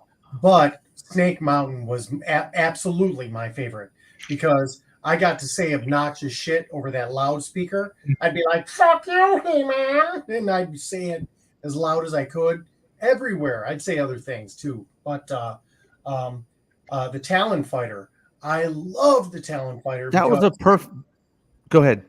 I loved it. One, because it was a very mysterious vehicle that only that could turn the tide of like a battle. If He-Man were able to, he was the only one strong enough to be able to fly it. I love that shit. I loved the Horde. I loved the Horde because I thought that they were these like these translucent like rebel forces that were going to fight everybody. Didn't matter if it was Skeletor, He-Man, She-Ra. It didn't fucking matter, and they were going to try to kill people. They were awesome. I loved them. They were my favorites. So, and then if we're looking at favorite characters, I had a number of them. But if we're going the original, like He-Man type line, I loved Webster, Spikor, Roboto. I loved Scareglow, and and then all the Horde side. They were my favorites. Go ahead, Marcos. I know you. I know you can't kind of do this, but go ahead. My favorite is the guy that Joe Amaro has the red mask of Maldor. That's Malcor. Modulok. Modulok. Modulok. Yeah. He's got like 4 legs and a fucking tail or some shit. He's But cool. Yeah. But Love the Dino Riders too. but if you could get Joe Amato a link to go No, in- he's not on the set list. Motherfucker, well, hey, he won't send me a link in his show. He's off the set list. Oh, that's fucked up. Hey, Joe, I tried, Joe. Hey, but Joe's got so much information. I really like Joe. Moldor. He, Anything about Mordor? he is a fucking Then He-Man. Lord of the Rings. Yeah, he is, man. Joe is, man. Yeah. I haven't never really actually spoken with Joe personally. Oh, fuck but- me. Oh, fuck me. I know Now I of gotta Joe, fucking send him a link because Daredevil wants to talk to him. God damn it. If you want, Oh, I'll good. duck out. All right, Joe, God damn it. But you owe me one, Joe. You fucking owe me one. When the fuck am I gonna be on fucking your podcast, motherfucker? God Hey, damn it. my favorite when because I wasn't allowed to watch it, and picture little me. They called me Marky. I was fucking 9 years old. I went over to my friend Ronnie Suko's house. Did you have a headband? I see you with a headband. Go ahead. No headband. A jacket all the time. I wore a fucking jacket. Even in the summer, bro, I had a jacket on. I was one of those kids. But my friend Ronnie Suko fucking had when I went over his house, and his bedroom was kind of messy, but he had toys everywhere. He had everything, didn't he? He had Snake Mountain and he had Panther sitting right there. And I remember walking specifically up and grabbing the microphone and wondering, I didn't know what it was. I had no idea, but he was like showing me. He And started then to freestyle. Yeah. What's up, motherfuckers? Yeah. And I had Panther in my hand. I was like, this is really cool. He had fur, or not fur, but the velvet. And Yeah. then we put him down. We went outside and we fucking rode bicycles. You know, that's what we did. We fucking rode. That's what we did. But that was my first interaction with a He-Man toy. And so my favorite is Snake Mountain and Panther because, My brother right there. yeah, that's it. That's Good it. for you. So, ex Daredevil, I need to take a small intermission Sure. while I'm making Joe wait a little bit. But I need to take a small intermission. I want you to talk about your what's your favorite line? What's your favorite toy line? Because when it comes to Masters of the Universe, there's several different lines. We all know through 80s, 90s, 2000s, late 2000s into the 2010s. What's your favorite toy line? I'll be right back. I can still hear. Okay, no problem. Wait, ex Daredevil, when you go to Walmart, you don't pick up the Eternia line and shit, do you? Well, anything Masterverse, pretty much all I collected. Okay. I collect all the Masterverse stuff. Of course, they started with the whole Princess of Power stuff line too. I don't mess with the CGI stuff. I love you, little bro. Shout out Sam Newsman. He gonna be blowing up my phone, but I don't. The CGI stuff I don't roll with. It's cool. I'm happy for it. I'm glad, because without it, directed towards kids, it's a golden age of Motu, man. So I ain't got no complaints, because first time in their history they're doing 3 toy lines at once. But yeah, the pretty much almost all of the Masterverse stuff I'll mess with, but the Princess of Power stuff, I ain't gonna lie, I did order the She-Ra. I do got her on pre-order, so. It is what it is. Now, Catra, I didn't get. I do got the Zodak, the new Eternia Zodak, the other day before yesterday. I'm kind of cherry picking, if you will. As far as that Princess of Power, because I'm just a Horde guy. I mean, I could have said so many favorites, man. Yeah. From all the questions the guys asked me, the dudes asked me, but it's really it's so hard to pick and choose, man. I just love them all, man, equally. Because the vintage line is near and dear to me, is what keeps me alive, and I mean that literally. It's what keeps me going. And if without it, I don't know where I'd be, So that Motu means that much to me. So it's not just toys, that type or a collectible. So it's got more of a deeper meaning, but. Yeah, man, Cyclone and Web Store, those are the main 2 that always stuck out to me. Some of my personal favorites. But like I said, man, I love them all. I'm just gracious enough to still be blessed to be here. Thank God every day to still be on the earth collecting them. And of course, I don't have a collection as big as some guys do, some Motu guys do. They're just as devoted to it as I am. But that don't really necessarily make the man or make the collection. Or anything like that. It's what comes behind the collection. So it's the man behind the collection. So I enjoy the hell out of it as well as man. I couldn't thank you enough for the shirt. Oh shit, yeah. Talk to shop, toyfiendcult.com. So check my boy out. So.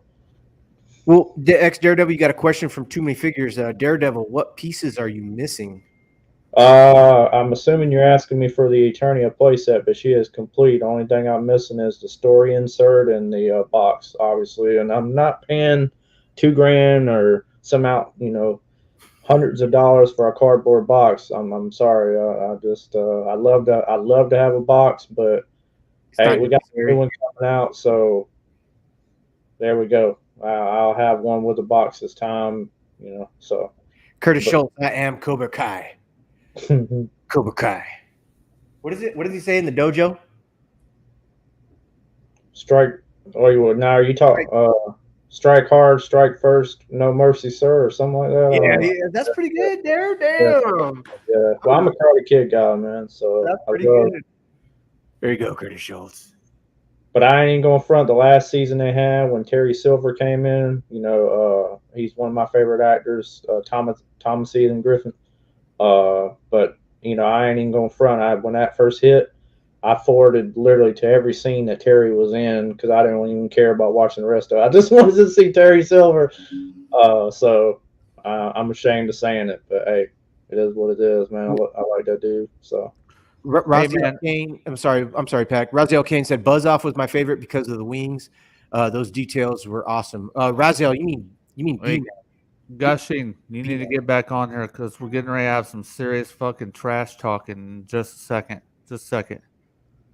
I'm sending a link to the one and only famous Joe Amato because Joe is the man. I love talking shit and trash. So I didn't want to crunch in your face. Yeah, I love talking trash with this motherfucker because it's always fun.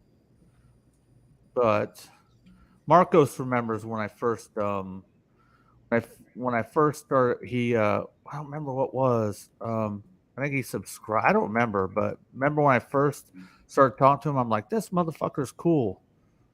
He's a legend when it comes to Masters Universe. Like, I know, I'm very aware of Joe, man, and his legacy, man. I know. I first heard of Joe back in around 2002 when I joined He-Man.org, and that's how I come to know of Joe. I've been on He-Man.org as well since I do believe 2000 or 2001, somewhere around that same time. So if you don't mind me asking, what was your username? Because I might recall your username off the top of my head. Beastman You Boob. That one don't ring a bell. Some, obviously I can't remember them all, but some of them stick out to me more than others. Right. Joe, I see you back there, but I'm waiting for Marcos to get the fuck back in front of his fucking camera so we can all talk to you together. I'm right here. Okay, so I'm waiting for Gushing. Where'd Gushing go? Gushing is apparently getting another drink. Hey, Joe. Yeah. Hey, no, hold on. It's just so cool, man, that y'all actually know Joe, and I've never actually, like I said, had the opportunity to really speak with him or anything like that. So it's actually a very cool thing for me, and hell yeah, that's meet the man. Can I suck his dick first? Let me be the first one. Marcos, don't make me block you. God damn it. Okay, so I'm waiting for Gushing so he can officially meet Joe Amato. Gushing. He's peeing. Gushing. There. Okay, so we got water, Joe Amato. man. Oh, we got Joe Amato on the backstage, so let's give him the floor because we're gonna talk some hardcore trash when he comes in. But I do want to say, I hope you fucking got some internet this time, Joe, because last time you're on, your internet was fucking janky, sons. Well, how's the internet this time? Does it look good? Is it okay? There's more. How's it going? Well, Pack, first, thank you for having me on. I really appreciate it. When it comes to Marcos, Jesus Christ, what the fuck is Moldor? He can't even spell He-Man. What's he doing on the show? How you doing, Gushing Galvatron? It's always good seeing you. And Daredevil, it's an honor to meet you too. I appreciate all the feedback. What you were saying, it's really good. I knew exactly what you were saying when you were talking shit. I was like, he's talking about Mordor.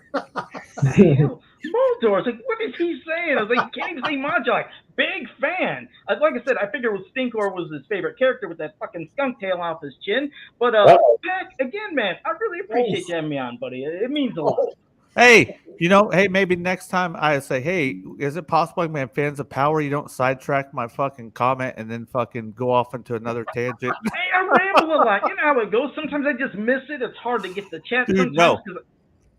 This is about Joe and X Daredevil getting to talk. You guys go ahead and chop it up. You guys have never talked. Go ahead. Yeah, at first, very cool to see that Eternia play setting back you. That's awesome because not many people have that. I like the William George posters you got there. So you got a really good setup in back you.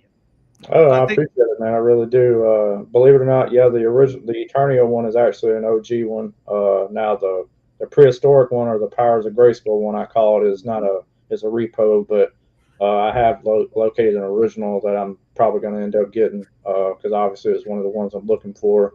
But I was really excited. Actually, the Eternia poster came from a gentleman in Canada, so I knew I smelled bacon when it came in when it got dropped off to me. So. But yeah. And what about the track for your Eternia? Is that an original or is that a repro too? I actually have a full set of originals, and then I've got the repos on there now, which repos are from a gentleman from France. Yeah, they're basically perfect. I mean, at least you don't have to worry about them deteriorating. For some reason, that plastic on the original ones, those rails, would shatter. People were trying to put them back, and that happened to me on a mistake. I didn't know that a few years ago. I put them back and it crushed. I was like, no more of that. I found it on eBay, and now it's perfect and goes all the way around. But what you were saying earlier about it doesn't matter whether you have a giant collection, one figure, or if you don't have them. If you have a love for any property, like, you're right, that's all that matters. If you love the property, you enjoy it, that's the most important thing.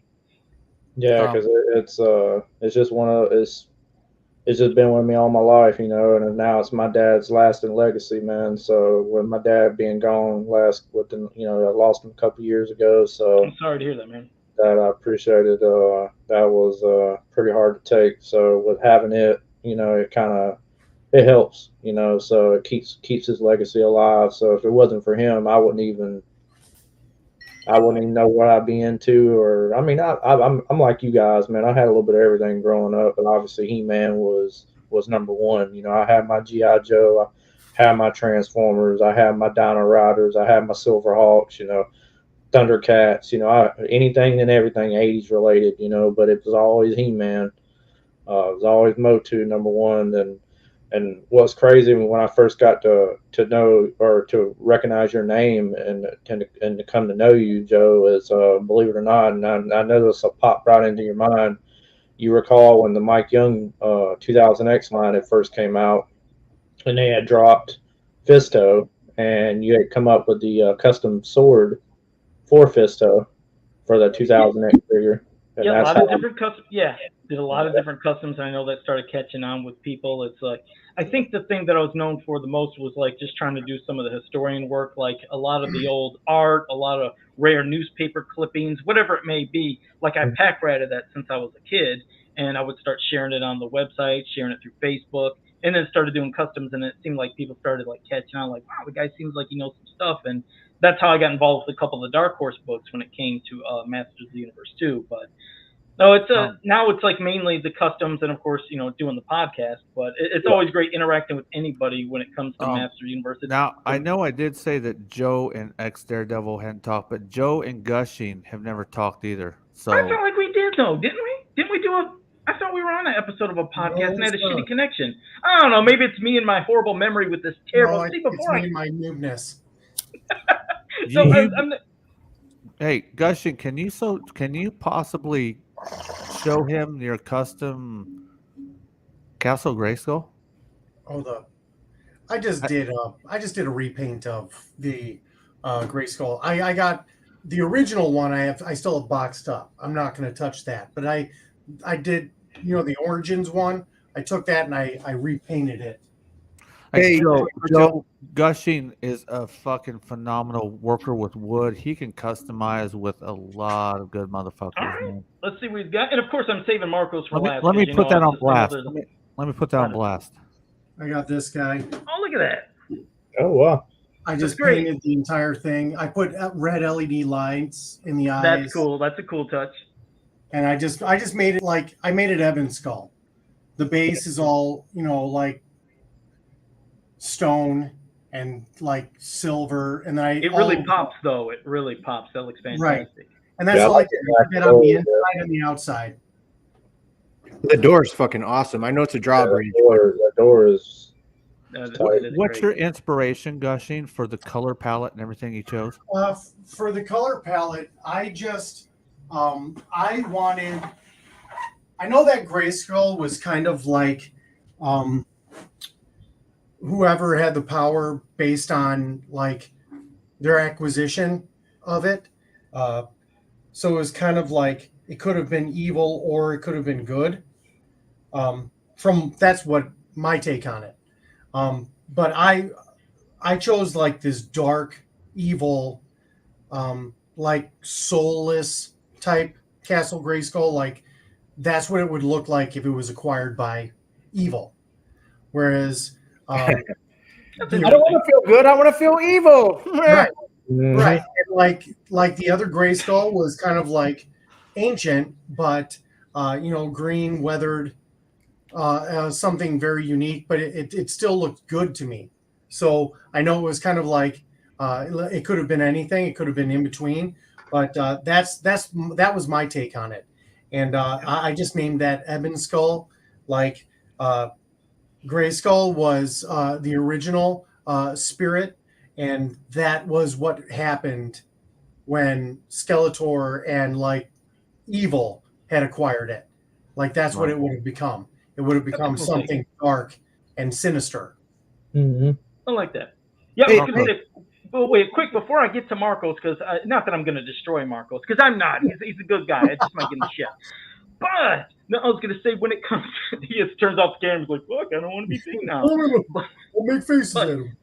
Now, when it comes to the stories, like the original stories when we were talking about, like you were mentioning, mini comic and filmation cartoon. Now, the mini comics, the first 4 originals, they actually didn't know where they were going with the story. Because if you look at some of the panels, they're really inconsistent to matching up with some of the dialogue. And it's actually the stories. It's not being mean, because like I said, I love everything Masters, but I'm actually, like I said, I'll be critical and I'll dissect stuff. But the stories were really bad. I mean, they didn't know what they were doing in half the panels. Some of the stuff was beyond not matching up. It wasn't that in depth. Now the art is beautiful. Alcala did amazing art, which also tricked a lot of people's minds. Now, Joe, are you talking about the first 4 where they kind of didn't know, or nothing else after that, or just the first 4? The first 4 mini comics that they released, yeah.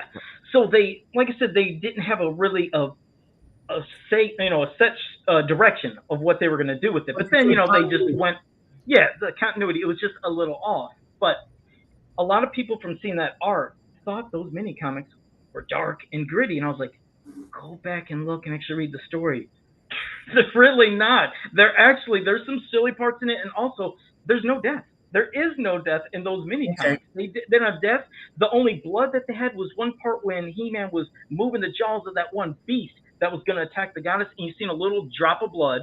Then, in one of the mini comics, Double-Edged Sword, He-Man was attacking all these plant creatures, and it was always supposed to be green juice, and in one particular last panel, you've seen his sword dripping with red blood. That was a mistake by the artist, supposed to be green.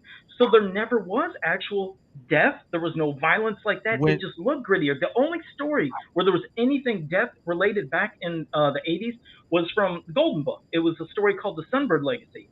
And He-Man does decapitate a giant snake's head, and it's blood gushing and blood all over the sword. That was meant to be death. So there has, like, at least the aspect. Now, when it came to the cartoon, that did start off a little gritty. If you watch some of the earlier first season episodes, they're not all happy, skippy, jumpy, and fun. There's some dark elements to it. It wasn't until the parents groups got involved that said what you were saying earlier about the Satan stuff. They said, this is evil. So then they started toning down. And when it came to season 2, it just got a little silly. Still some good episodes, but season 1 did have some dark tone to it, but it was unfortunately the parents that got involved. It watered down He-Man, and it's a Well, shame because that could have been a. Go I ahead. think that Joe, I think the mini comics, what made them feel grittier, more real. You're right. There wasn't a lot of bloodshed, but when you're 5 to 10, maybe 11 max, by then you probably been moving on. Was the way the characters were drawn. Was they the did, presence that yeah. you seen them. That's what made it agreed. real. It wasn't the presence of blood And that's what flying. he was saying. That they, But that's what I'm saying. That's what to me why they made them edgier and made them grittier. And that's what I meant, and that did that, but it got into people's heads where they thought it was grittier, even the tone and the story. But you're right. You're The right in world, that. It does the feel background, like the they building. were grittier and more evil. yeah, Go ahead, and in fact, Daredevil. one of the most iconic scenes that some people would get confused about that I'd put online is this scene of Merman with his foot on top of He-Man holding his power harness. And everybody's like, look at that. Merman kicked the shit out of He-Man. I was like, that's not what happened at all. He-Man flew out of his sky sled and fell down and was knocked unconscious. And as he was unconscious, Merman came up with a boulder and hit him in the back of the head. Oh, what a fucker, dude. What a fucking punk. Exactly. And then he took it. But everybody thought Merman bested He-Man in a battle. It's like, it never No happened. way. Merman never best him. Ex Daredevil. I think he was saying something. Go ahead. Oh no, you good, man. I just was referring to what really drawed us all in was, like I said, the background and the character, the buildings and the grittiness and that, I mean, because they really honestly, Mattel, they didn't really expect nobody to be reading that stuff. Let's be real, it was all just more because they figured we were just going to rip them out and we didn't care about them because half those mini comics don't even exist anymore just for the very reason of ripping them out. Hey, I want to play with the figure. I don't this Man, yeah, Ex Daredevil. That was a complete opposite for me. So before I opened the figure, I was looking at the back of the card and I was studying it. I love They the did. artwork That's behind true. I was People studying it, and it was Yeah, my headcanon. It was and then I would open it up. I'm like, oh, I got to get that comic. Before I play with the figure, I'm reading the comic. I look at the back, I read the comic. I have everything I need. My imagination, those two things, and I'm off. Yeah, I'm the off. art was just that's as awesome, important man, as the figures. Yeah, the figures and the art were like hand in hand. When kids would see the art, they're like, oh my God, first the red and black brick drew you in, but then you look at the card back art, you'd see the art on Castle Grayskull for the vehicles, those posters that are in back of Daredevil there.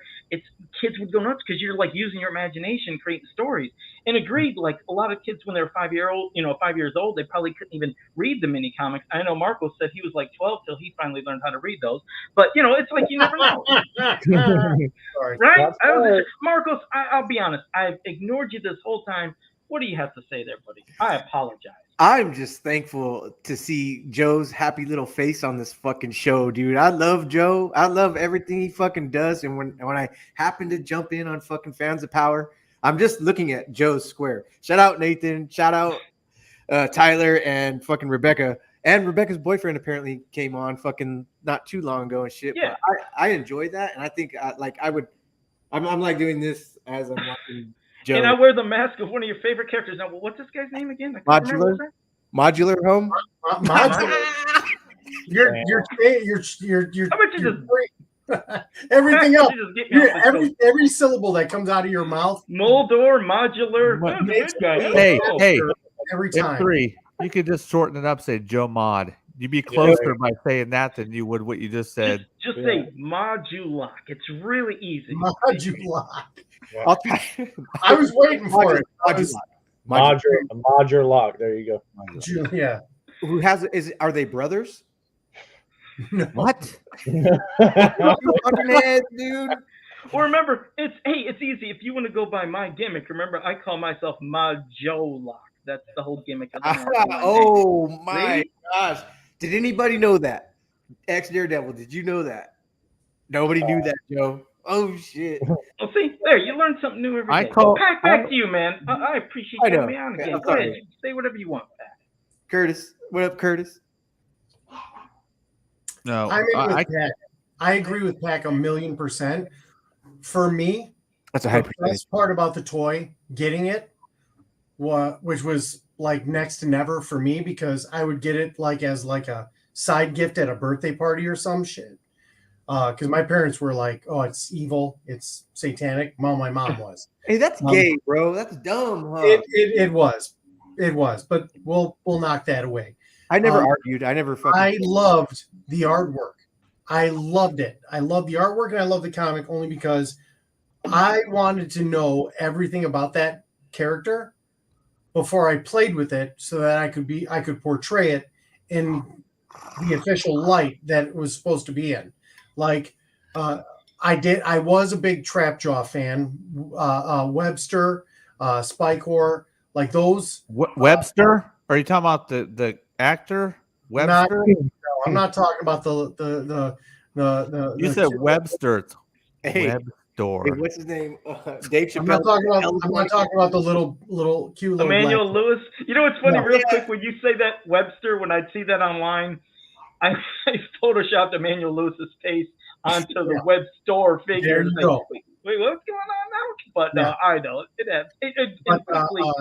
I love those, and everyone had their own personality and everything else, and I think that's what was drawn out. And I think that like all that artwork, all the effort they put into those, I think that was made because kids won't even read the letters or the words or whatever 9 times out of 10 because we were so excited about playing with the toy that we were going to come up with our own like continuity for whoever we got based on that. Agreed. So- No, you're right about that. I mean, same thing when I keep talking about the William George posters in back of Daredevil there. I mean, there's nothing on there. Just it's a battle, but you kind of wanted to recreate what you were seeing going on in those scenes. And Curtis had a question about what was maybe one of the best mini comics that could be recommended.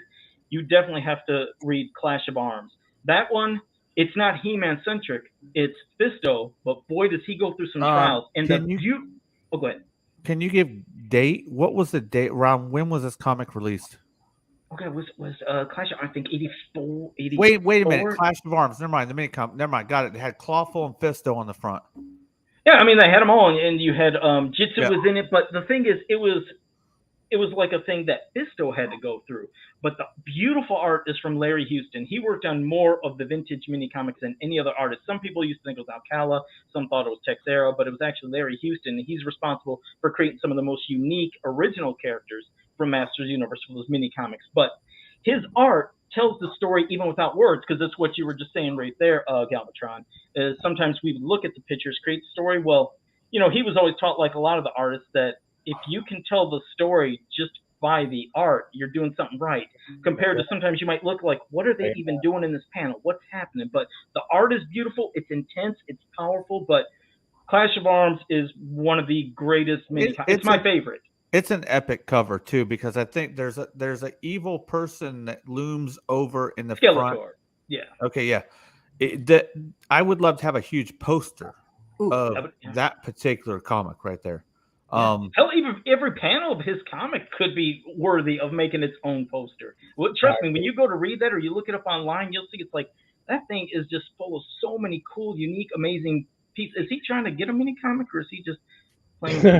Okay, I didn't know what he was doing for a second. No, he's just grabbing a porn book. Don't worry. Okay, he's easily distracted. Like you'll see a squirrel run by, and he looks out the It's unfortunate for me because I was young, so y'all had like Pac obviously was older, so that was the reason why I didn't gravitate towards the mini comics. So I was more interested in figures, being so young, being 2, 3, 4 years old. So all I cared about was playing with something. So if I'd have been a little bit older, I think I'd have had an even more infatuation and more of a love for the mini comics and the card art on the back of the packaging as a whole. But I was more interested with the toys. But as I grew older, obviously my thought process changed. Everything changed from that point on. So I just wanted to throw that out there. Daredevil makes a good point. We have to understand we're dealing with any franchise. There's different generations. Maybe we are. If ex Daredevil and I are anywhere from like 4 to 7 years apart, it would make that huge difference as to what he's saying right there. It's the big difference of what it is. And And that's what we were talking about earlier with like Hasbro and their properties. Understand your demographics so you know what to create for different ones. But yeah, I think that's a huge point, Daredevil, right there. Why me and you have that different like dynamic right there. But the love is still there for Yeah. the brand, so no matter what. So I'm I cool have too, so I have to be honest. When I want to read anything, I don't like a lot of people. Like I know, shout out to Ramrod. Ramrod is a huge comic guy. Briag 45's huge comic guy. Ramrod does. Oh yeah, what's up, Brienne? Yeah. What's up, Ramrod? Those guys do comics. Ramrod does comics across the board. We're talking Marvel, the whole string. We're talking superheroes nonstop. When I read comics, it's going to be 2 comics only. It's going to be He-Man because that's Masters of the Universe because that's what I loved when I was a kid. And as I got older, as I was an adult, I didn't get to have a lot of Transformers because my dad brought me Masters. So they were very. So as you get older, sometimes you want to collect those things you couldn't have when you were a kid. right. So I only read 2 comics, and it's Masters Universe and it's fucking Transformers, IDW. I don't read any other comics because when I want to escape or I want to get in tune with my mind, I will just go in there, and that's always kind of set me. But that's the only 2 comics I read. Hey, Ralph and Curtis are talking about something, and too many figures still in, but there are. That sounds right. I mean, any comic series, not just mini. Curtis, it was from the early 2000s. I was Well, 17. the DC obviously was the first. Okay. DC was good shit, and shout out to Joe Amato. There was only 2 forms of media that I knew when I was a kid, and it was mini comics and it was golden books. Golden books were the fucking balls. Like those, you think of hardback books, like oh, they're not as cool as the mini comics. They were just as fucking good. I love And that. maybe written better. Joe's damn right. Written better. You definitely have to read the Sunbird Legacy if you guys have never read that. It's the best golden book and one of the best stories they ever did back then. Like I said, it's the longest one. Tons of pages. Beautiful art. And like I said, that is the one where you do see He-Man actually kill something. It's the only thing that existed. One of the titles that always catches my mind is The Time Thief. I don't know why that one always sticks with me, but I always just think Time Thief, golden books. You know what I mean? Yeah, but I got a whole stack. Like I said, I got all my books over there. I'm not going to bring them out, but all the books over there got all the golden books, and yeah, there's just some amazing stories. It'd be great, like if Dark Horse or somebody else ever put out a compendium of all those stories, because you know how we've gotten so many different things. But it looks like Marcos wants to say something. Go ahead. What do you got to say there? Joe, you pointed over there about your books. You got books behind you like a motherfucker. That whole books. You guys, you got to see this closer. Hold on a second, dude. Can we talk about how sexy his background is with all those books? Are those books? Looks like or are those games? Dude, all of it. They're It's games. sexy. Yeah, Genesis, Sega CD, No. Saturn. No. Hey, pull out your favorite game, all your games. Oh man, we'll be here all day. What do you want to see? Wait, what do you want to see for Sega CD? I might have. Final Fantasy 2. Mortal Kombat 25 and shit. What do you got? Oh, hey, shout out to the back of his hood. How many times have we seen the back of Joe's hood? You see my hair? Yeah. Never. got Mortal Kombat. I remember having Mortal that. Kombat for the Sega CD. Fuck, that's awesome. Mortal Kombat 3 was my favorite on the Saturn. Dude, hey, I gotta give you a huge shout out for the fucking scarf he's wearing. What the fuck is up with that scarf, man? Fucking yeah. Hey, no, the Donkey Kong shirt, bro, for the win. Hey, I made this shirt, by the way. This is just Joe. Donkey Kong. This is Joe. Zelda, Link, and Ganon that I created on the board of like Donkey Kong. If you look close, Hey, Joe, let me see that This is shirt. my class of arms. Fuck out of here, bro. Link.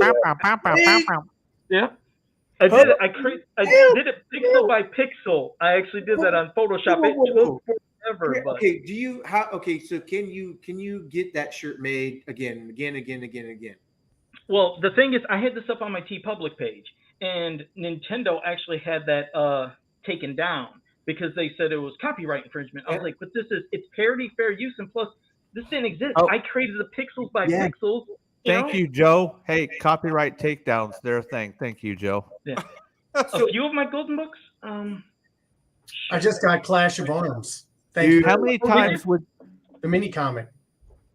on Isn't eBay. it? That's great. I'm telling you, that's the one. 30 Yeah, I'll grab a bucks. couple of my golden books. Hold on. Go ahead, he's Expert got Devil. some. Let me He's see a that. secret. Look, Oh yeah, hey, Toy Cartel's a big fucking He-Man dude. Toy Cartel does all the Mondu figures. Mondo. Oh, yeah. And I have yet to get a Mondo. Sam Newsman does fucking Mondo.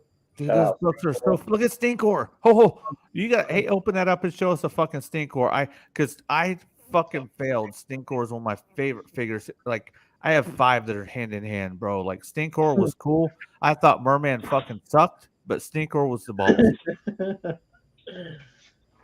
These are awesome, man. I actually only have a few, and I actually picked these up not too long ago. There he is in one panel. Oh, I just loved it. 2000X when they just kind of took his character even further, man. You know, Hey, that's why I love one of the things I love about Mike Young series. Stinkor was stinky. Stinkor. Yeah, he smelled like patchouli oil. Yeah. Yeah, he stunk all right. He that's fucked up. They made a character that just stank, dude. That's like Beavis and Dude, Butthead. Fucking As a kid, I never thought Stinkor, it. pink eye. Hey, as a kid, I never thought it stunk. Stinkor and pink eye. Those they should have made those like brothers.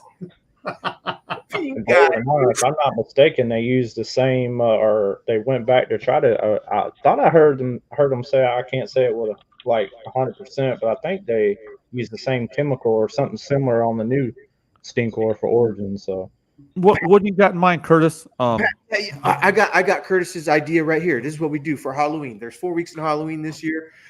Every Friday and then on, I don't know about everybody with kids, but on Halloween, me, you, Curtis Schultz, we talk. We bring. You watch Jason. You watch Michael Myers. You watch a fucking movie, and then for the 4 weeks of Halloween on the Friday, you talk about that fucking. Because I love that motherfucking. Cool. I'm the guy who votes for Scream. I'm that fucking idiot. I like Scream. I watch Scream again. Scream. Okay, that's it. I gotta get off this fucking show. Thanks for Ah. having me on. So, real quick, just a couple. Go ahead, Joe. Sunbird Legacy, and of Yeah, course, there you go. beautiful art by Earl Norem. This is just amazing, and it came hard and soft cover. So there's a couple of this, but yeah, this. In fact, let me see if I can get that one page. Hey, Joe. I'll show you. Yeah, what's up? Joe, how many times in real life would you find that book somewhere, wherever, and had color like crayon marks and fucking? That would be annoying. Luckily, I found a lot of those. I'm going to show you quickly the decapitation of that snake, so you can see He-Man did kill something. But here it is. This is the one time you're going to see He-Man kill back in the day, right here. He chopped that sumbitch's head clean off. He did. Yeah, he did. So this is Dude, hey, look at He-Man's eyes right there in that panel. Poor Battle Cat and the. What is that? This is a great book. So those are just some of those. I mean, those are like I said, the big ones. But I mean, they had a lot of the smaller ones. Like this one, Power from the Sky. This is one of the rarest ones. I think it's because it was the last one they released, and it was a short run. So that kind of goes pricey at times. But I mean, all the covers are just. I have a couple. That one right there, Joe. Those last two you showed, that one and the one you just had in your hand. Those are the fucking ones from my childhood. I read all the motherfucking time. I can imagine, man. Well, that's to me. It's like, and of course, this one too. That one too. Yeah. And then they had a series of. It was their Heroic Champion series where they had. Let me just grab the stack of them. I don't think I've seen these. I don't think I've seen these. Yeah, New Champions of Eternia. No, I have not. With the battle armor. Yeah, they like using that a lot too. I think they wanted to go forward with that being He-Man's look with the H symbol as they started using that for everything later on. Oh, wow. You see, look, it's on everything basically using that. And then the last one, Dangerous Game. So there's just tons of stuff they had. And, of course, there was like the Rock Warriors, another dude, that's another one. Yeah, they got so many good ones. So there's a lot. But I was going to say, Pac, I do greatly appreciate you having me on. I have to do some stuff now. But really, man, I appreciate it. We always give each other shit, but it means a lot. And I'll get you on the show someday in probably 2025. Fuck you, He-Man. No, hey, it's more like this. Fuck you, Pat. I'm sorry. That made me laugh so much. Thanks for bringing me on. He But just go gave fuck me. yourself, you. He just told me, "Go fuck yourself, bro." No, I really, we'll get you out. I promise. Just giving you shit. But Oh. Galvatron, nice to meet you. It's Nice been to great. meet you. Hey, Daredevil, really great to meet you too. I love seeing Great to your meet you collection. too, I bro. can tell you're a passionate fan, man. I if appreciate you if that, bro. before Joe's got to go because he couldn't stay long. If everybody could just say one thing to Joe before they go, Marcos. It's gonna be fuck you, Joe. Is that what it's gonna be? No, hey, later, Joe. Have a good night, brother. Thanks for coming on, man. Fucking awesome. Yeah, thank you for what you've always for what you brought to the community as a whole, man. Everything you've done. So Oh, I really appreciate it. That was awkward though from Marcos hearing something nice, but no, Daredevil, thanks a lot. I appreciate it. I was waiting for Marcos to insult me or something. Okay, well, okay. Let me give you something, Joe. Hold on. This is only 12 sentences, real quick, and this sums it up. He-Man is gay, like new Thor movie. LOL. I want to be on, bro, and talk movies. Next Saturday, I'm down to be live. This is Jason Singer. What the fuck? What the fuck was that flying wizard name on He-Man? Orko? Wait, what's going on? Yeah, Orko. Okay, Orko, bro. That's his fuck you, He-Man. He don't like He-Man.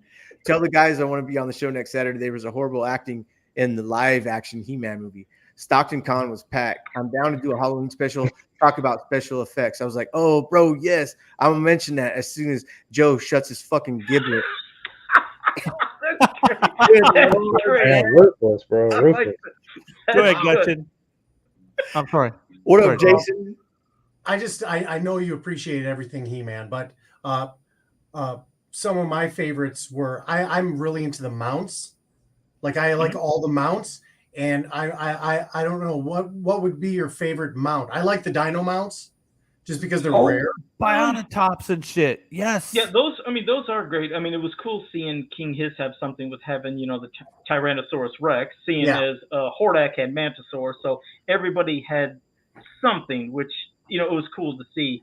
As for some of my favorites, like I really love Spydor. It's such an underrated but cool and creepy toy. I love Spider. He's right in the floor especially over here. Yeah, when they move. Oh, he's got Turbodactyl. Turbodactyl is very nice. Yes. That is awesome. That's amazing, buddy. Yeah. Yeah, so there's a lot of cool mounts, but I did like Spydor. I like Manosaur because I just like seeing something really creepy and insectoid like that. That would be cool if they bring that to Origins. Give Hordak Mantisaur, and if they brought back Tyrannosaurus Rex and Bionatops and Turbodactyl in the Origins. Oh man, I would buy like 3 of each I of hope those. so, man. I really hope so. Yeah, So, it'd be good. I know Joe's got to go, but I will give my final remarks to Joe. Joe, give me a good one. You got to give me a good one. You got to roast me out of here. Joe is a motherfucking banger. All right. He knows his shit. He just doesn't know his shit. He is very approachable. He has no problem with interacting with fans. Some people are not that way when they have Joe's status. And I want to say huge shout out to that. And I think the panel should give Joe Amato a big fuck you. He-Man. Fuck you, man. You boob. Thank you, sir. He came in with more to more. What a genius. God bless Marcos, that dipshit. Thanks again for having me on. Appreciate it. Yes, sir, man. We appreciate you. Thank you, brother.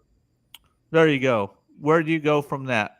Where do you go from that? Joe is fucking cool, man. It's fucking cool to have another fucking guy that you can call a friend that fucks with you, talks to you, and is very knowledgeable. Now, when I got my 2 Staction figures, I went straight to X Daredevil and Joe Amato and asked their opinion.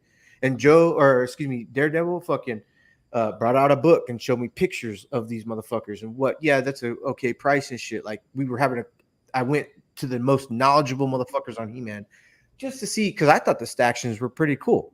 They look cool, but are they at least fucking something? And X Daredevil and Joe Amato said they don't fucking move.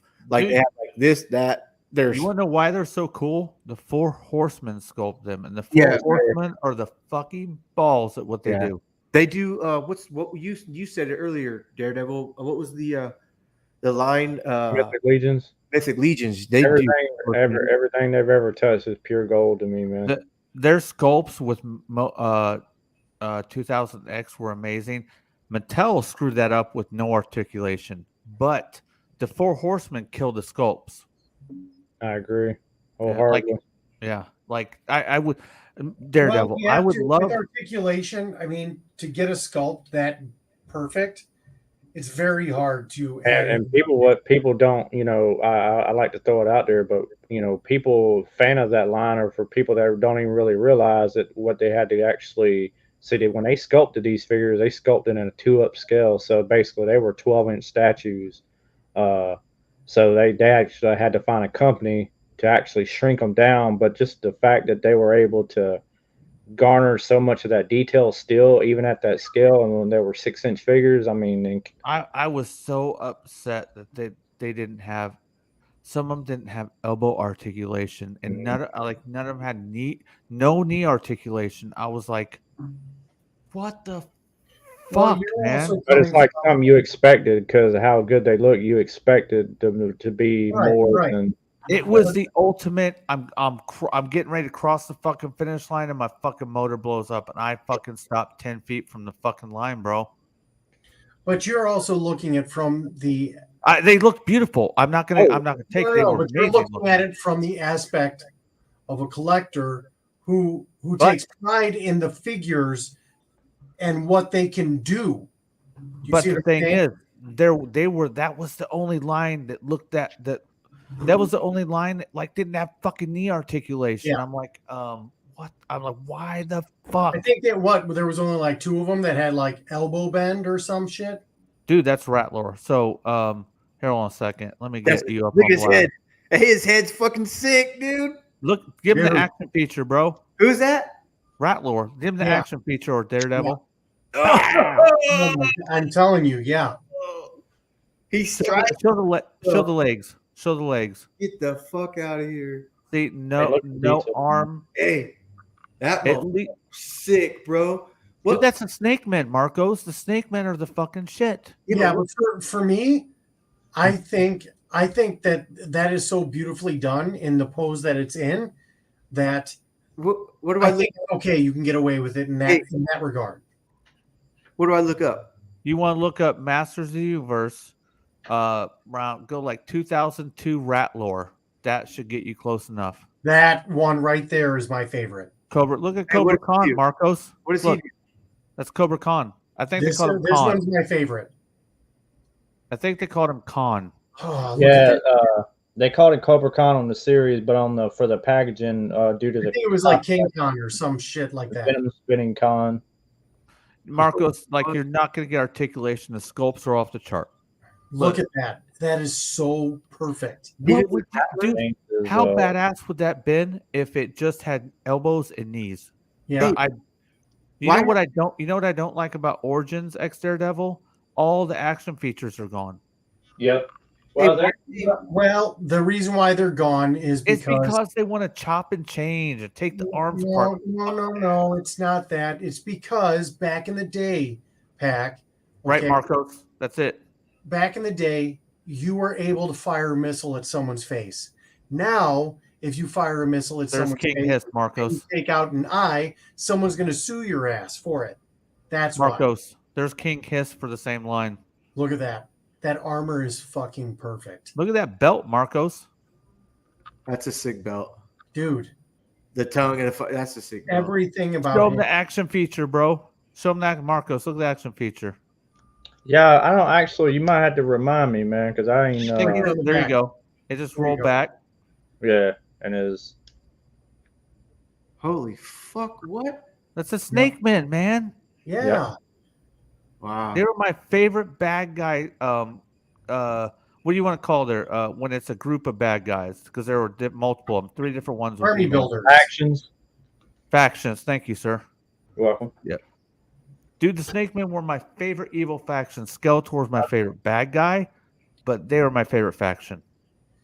Well, I love the fact that in the 2000X line, for the first time, that we actually saw them all together at once. That was the first time in Motu history they all got to be together for the first time. So, and of course, I know you love it. Cyclone.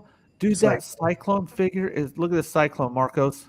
Look at the sculpt. Look at the sculpt. What's his fucking magic thing? Cyclone. He spins. His same action feature that he had when he was same as the original. That's Okay. vintage 80s, man. That's only because his waist swivel is an easy one to produce, though. Right. And a lot of people were upset with the Matty Collector one because it was just static. It wasn't That you was know, that you was some of the I love classics. The sculpts are amazing, but they didn't have action features. That's a big selling point for me. Yeah. Fucking playability. It isn't. It isn't. I at this point. But what's No, still at this point, like G.I. Joe, I love it still because of the playability. It's fucking what's Bullwinkle says? What's Webster's origin has his action still? hey, Look at that. hey. Look at that Oh, spider yeah. or Marcos. I've seen that fucking. His motors, everything work. I just took everything out. And there's the 2000X Skeletor Marcos that I've got a miniature of him, dude. Check it out. Man, I remember when I first got the matter of fact this and He-Man, my mom got them for me at Walmart. I remember. I just rebuilt this guy. Oh wow, yeah, Battle Bones, yeah, that's awesome, man. best carrying case of the 80s, in my opinion. Period. That is pretty dope. Oh yeah. Look at He-Man from that same line. Dude, that He-Man looks a little thin in the skin. Dude, he's only. You need the snake armor He-Man. Look up Yeah, 2002. Talon Flare. Yeah, I love this. that was brittle too. Certain Marcos, aspects of it. look up 2000X or 2003 snake armor He-Man.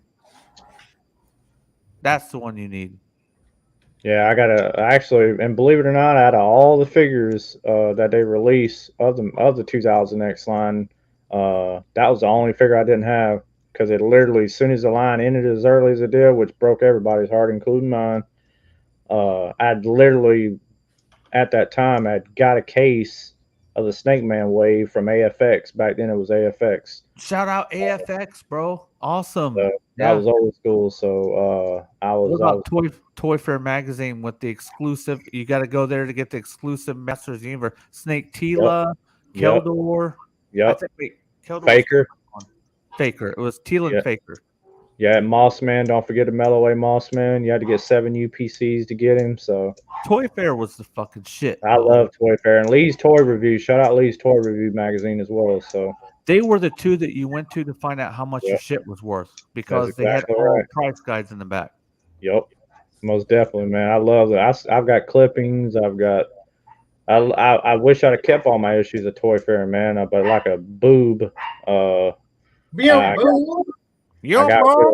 So I kept a couple, but I was just dumb that I got rid of the ones I had. So, but we do dumb stuff sometimes. So sometimes we let go of things and we don't realize the importance of them at that moment. Right. And then you kind of like regret it. Unfortunately, later on, eBay puts the price on fucking how much. Fuck. Marcos, go ahead. I'm gonna take a intermission. A pee. Hey, man, I got some shit. I wanted to do fucking grip and ride. So when Pat comes back, hey, I want to show some shit, dude. I got so many toys. I haven't gotten anything in a while. But I got a lot of Transformers. I got a lot of stuff. I hadn't got a lot, man. Really, the last major thing I think I got was that 40th anniversary Masterverse 2-pack and that Seal Castle Grayskull I got from the 2000X line. Hey, Bullwinkle. I asked Bullwinkle if he how's that ice wine, and he said, "Let me ask your mom to taste it real fast." Hey, Bullwinkle, my mom's hot, bro. You'd be surprised, man. She's a beautiful lady. Yeah. So San Diego Comic-Con. This is I'm telling her, Bull. Fuck you, Bull. So Bull, you're in trouble now. What is that? Is that Rogue? Is that Rogue? That's Skeletor? Oh, that's Skeletor. That's the Revolution, the upcoming series, limited San Diego Comic-Con poster. I see the yellow and it looks greenish. So, and then I saw the face. Yeah, that's King Randor's helmet and He-Man's sword. It's yellow and green, right? Yeah, it's green and the Ford Grayskull is what it is. even might even be the steps of Grayskull. I'm not entirely sure, but it's at Grayskull. I do know that. And that's He-Man's sword and King Randor's crown. So it's crazy looking. It's a great poster, man. Oh, I love prints, bro. Prints like that are fucking awesome. Is that a cell above Eternia? No, that's an actual vintage poster. The Eternia pull out the fold. They came folded up back then. Came out of the magazine. Okay. So that's the original 1986 original poster. They're really hard. That poster is scarce. It's hard to come by, just like the mini comic is. And I've got the. Here we go, right there. I always love showing this guy off. So I love you and hate you all at the same time, right at this moment. Yeah, I could. Well, the Powers of Grayskull, man, is my. I just love it, man. I love it. If these ever got redone or re-released, I would buy 5 of each. I wouldn't. It wouldn't be built as well. Hey, put King Hiss on that motherfucker. All right. Yes. Done. Yes. Heck, I would buy 5 of each. I'm just it wouldn't be built as well. That's know it big, wouldn't be bro. better. I take good care of my stuff. I would buy 5 of each. Look at that thing. Like that line was building steam and they just ended it. They done. 5 of each. He has 24 teeth. Count them. Look at King Hiss on this motherfucker. That's the OG King Hiss. Come on now. When I was a kid, I remember reading the mini comic like, oh, he's a heroic looking dude, kind of in the comic, and then he just turns into snakes. Bullwinkle. Yeah, and I actually put he was one of I guess it was about 15 figures or so that I actually put brand new leg bands in them too. So you gotta get a knack for doing that. Yeah, he's a little. It's been a long time, so forgive me for that. But King Hiss was my second favorite bad guy behind Skeletor, easily. I thought he was way better than Hordak for me. Just my personal opinion. Yeah, I really dug the Horde and the Snake Man were way better to me than Skeletor's faction. But yeah, the Horde was my favorite. They seemed evil. Like I don't know, man. I remember I used to play with a Fright Zone, and I would play like there was like a Kiss song on yes. I think one thing, they didn't give you very much room to work with in this guy. No. And I want to be careful with him too because he's. Hey, don't worry about it, man. I don't want anything to break or anything. Nah, that's all right. I had him in there once before, and he's a little bit of a nuisance. But yeah, this guy's probably he's the most expensive of the 3. But you just don't see him. I know the production numbers were extremely low on him because it was at the very end of the line. So dinosaurs were epic in the 90s for me as a kid. Dinobots, all when they did the freaking Powers of Grayskull, all those were like, oh yeah. That's what really, that 87. The dino mounts, I think those are going to be the next thing that I start to tackle. Yeah, they're good. That one takes the cake. My next one, my favorite one after that is Bionatops. Easy. Yeah, I love it. I just had to have them, man. So after I got Eternia from the same collection from a local dude that sold his collection off, I took advantage of it. So I bought Eternia, and then I went back and got all 3 of the dinosaurs after that. So, wow, that's sweet. Cool. I think we're going to do Grip Ripper Ride unless Gushin had something to say. No, I got nothing to say. Marcos has some shit, man. Hey, Marcos isn't able to jump in on the He-Man stuff too well, but he does a good job. So it's time for Marcos's Brady Bunch Square to get some shine. Yay! Yay! Hey, I fucking I got some shit today, and I haven't bought shit in a while. Like I got stuff on pre-order and shit like that, and it's whatever. But when X Daredevil showed up that picture and shit, right off the bat, I saw yellow, green, and white, and I thought, oh, is that Rogue? Only because today I fucking grabbed one up and shit, and so I saw that and I was like, the picture on the screen didn't do it justice or whatever. My eyes are bad, or whatever. But boom, bam. That one. Damn. And I had to get fucking because I saw it. It was on the shelf, like on the shelf, staring at me with 4 more behind it. And it's a real. It's not even expensive, and don't have dust on it, dude. They did great with this, and I wanted one, but I never wanted one unless I got to see it somewhere. And I always tell myself that with certain things that I buy is like that looks really good, but I'll only buy it if I see it out in the wild and shit. Like Metroplex, the Legends Metroplex, I fucking saw it out in the wild today, and let me tell you, I didn't want to buy it, man. I was like, Legacy, you mean, right? like excuse me, Legacy, yeah. I didn't want to buy it. Shout out, Trey Maddock got one and he loves it, but I can't do it. Yeah, I pre-ordered it and I said nope. I don't like it. It looks like a table saw. Yeah, and he's bending over. You can see his transformation is just like him bending over and putting his wrist back. But I don't like that shit. Yeah. What's up, Simple Eddie? How you doing, bro? And then so since it's already past, what time is it? Past midnight for you guys yet?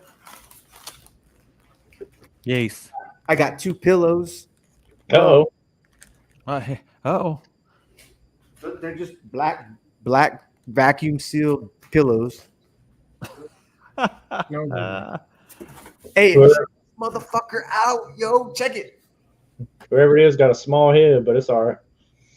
Look, Oh, I knew something Baroness was coming when I saw Holy that. I was fucking like, balls. Marcos, you got the floor, bro. look at it. And so I got this on eBay, bro. I was like, fuck it. I gotta keep going with fucking Baroness and shit, right? So I just pulled her out.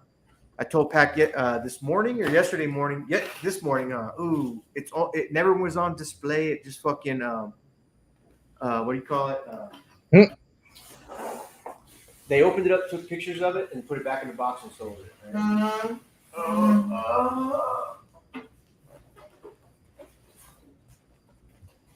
Oh damn! Hey, they fucking put the.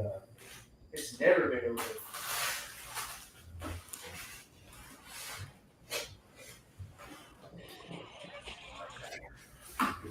Sorry.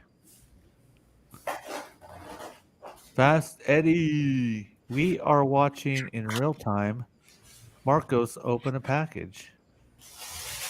Gushing is going to sing while he does it. hurry the fuck up, Marco. Wait. She's out. Hold on.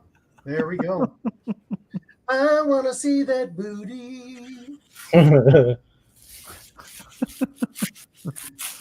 But my eyes are falling asleep. More door? More door? You're taking her to Mordor. Mhm.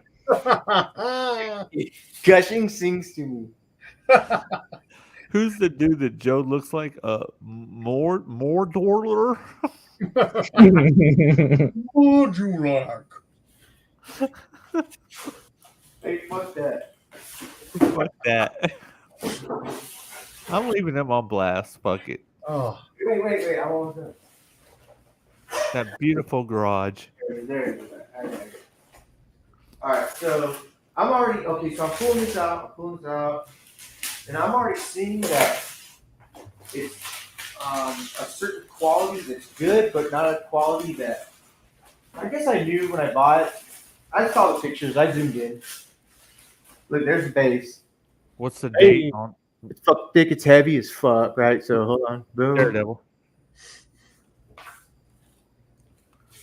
I think Daredevil was saying something. Oh, I said, hey. I said, look at, yeah. I was just saying, oh, man, look at this. Oh, she got high heels. oh, she got stilettos on. Look at that. She's got armored stilettos. What size is that? That's big. Is that 12-inch or bigger? She's like 19 inches. Holy balls! Damn Shazam. Oh, dude, you should let me carve a camel toe. on that. What's the date on that? Date? She's number 449 of 750. What year? What year? Oh wait, here comes the booty. Mm-hmm. This is like cloth. This is nylon, see-through, and she's hard plastic. This is hard right here. You can't bend these, but I can move her. Look at like I'm rubbing her ass right now. Mm. Look at that. The fucking pants are moving. That's dope, dude. Yeah, don't get too excited, sir. He's going to bed with some happy dreams. No, I mean, well, here's the thing. Like, this is what makes me purchase a good, decent figure. I don't want a bunch of shit, right? I want them to look fucking really good. If I want to fucking spend this motherfucker's $700 right here. Good grief. Yeah, and I'll pay it all day long. When I seen it, I was like, "Fuck that! Look at that. She's gorgeous, bro. Like, perfect." And she's look at how many beer cans high. Watch 1, 2, 3, 4 fucking beer cans tall, bro. Hey, Fast Eddie gets you, man. yes, man. It's all about the body shape with Marcos. It is. Okay, so this girl, come here, baby. Oh, look at her! Look at her! I don't want to drop her. She's gonna go on a turntable for her right here. Oh shit! Do you hear? Hey, we got to spin that record. Oh shit! Hey, look. I fucking set it up because this is how she's gonna be for a while.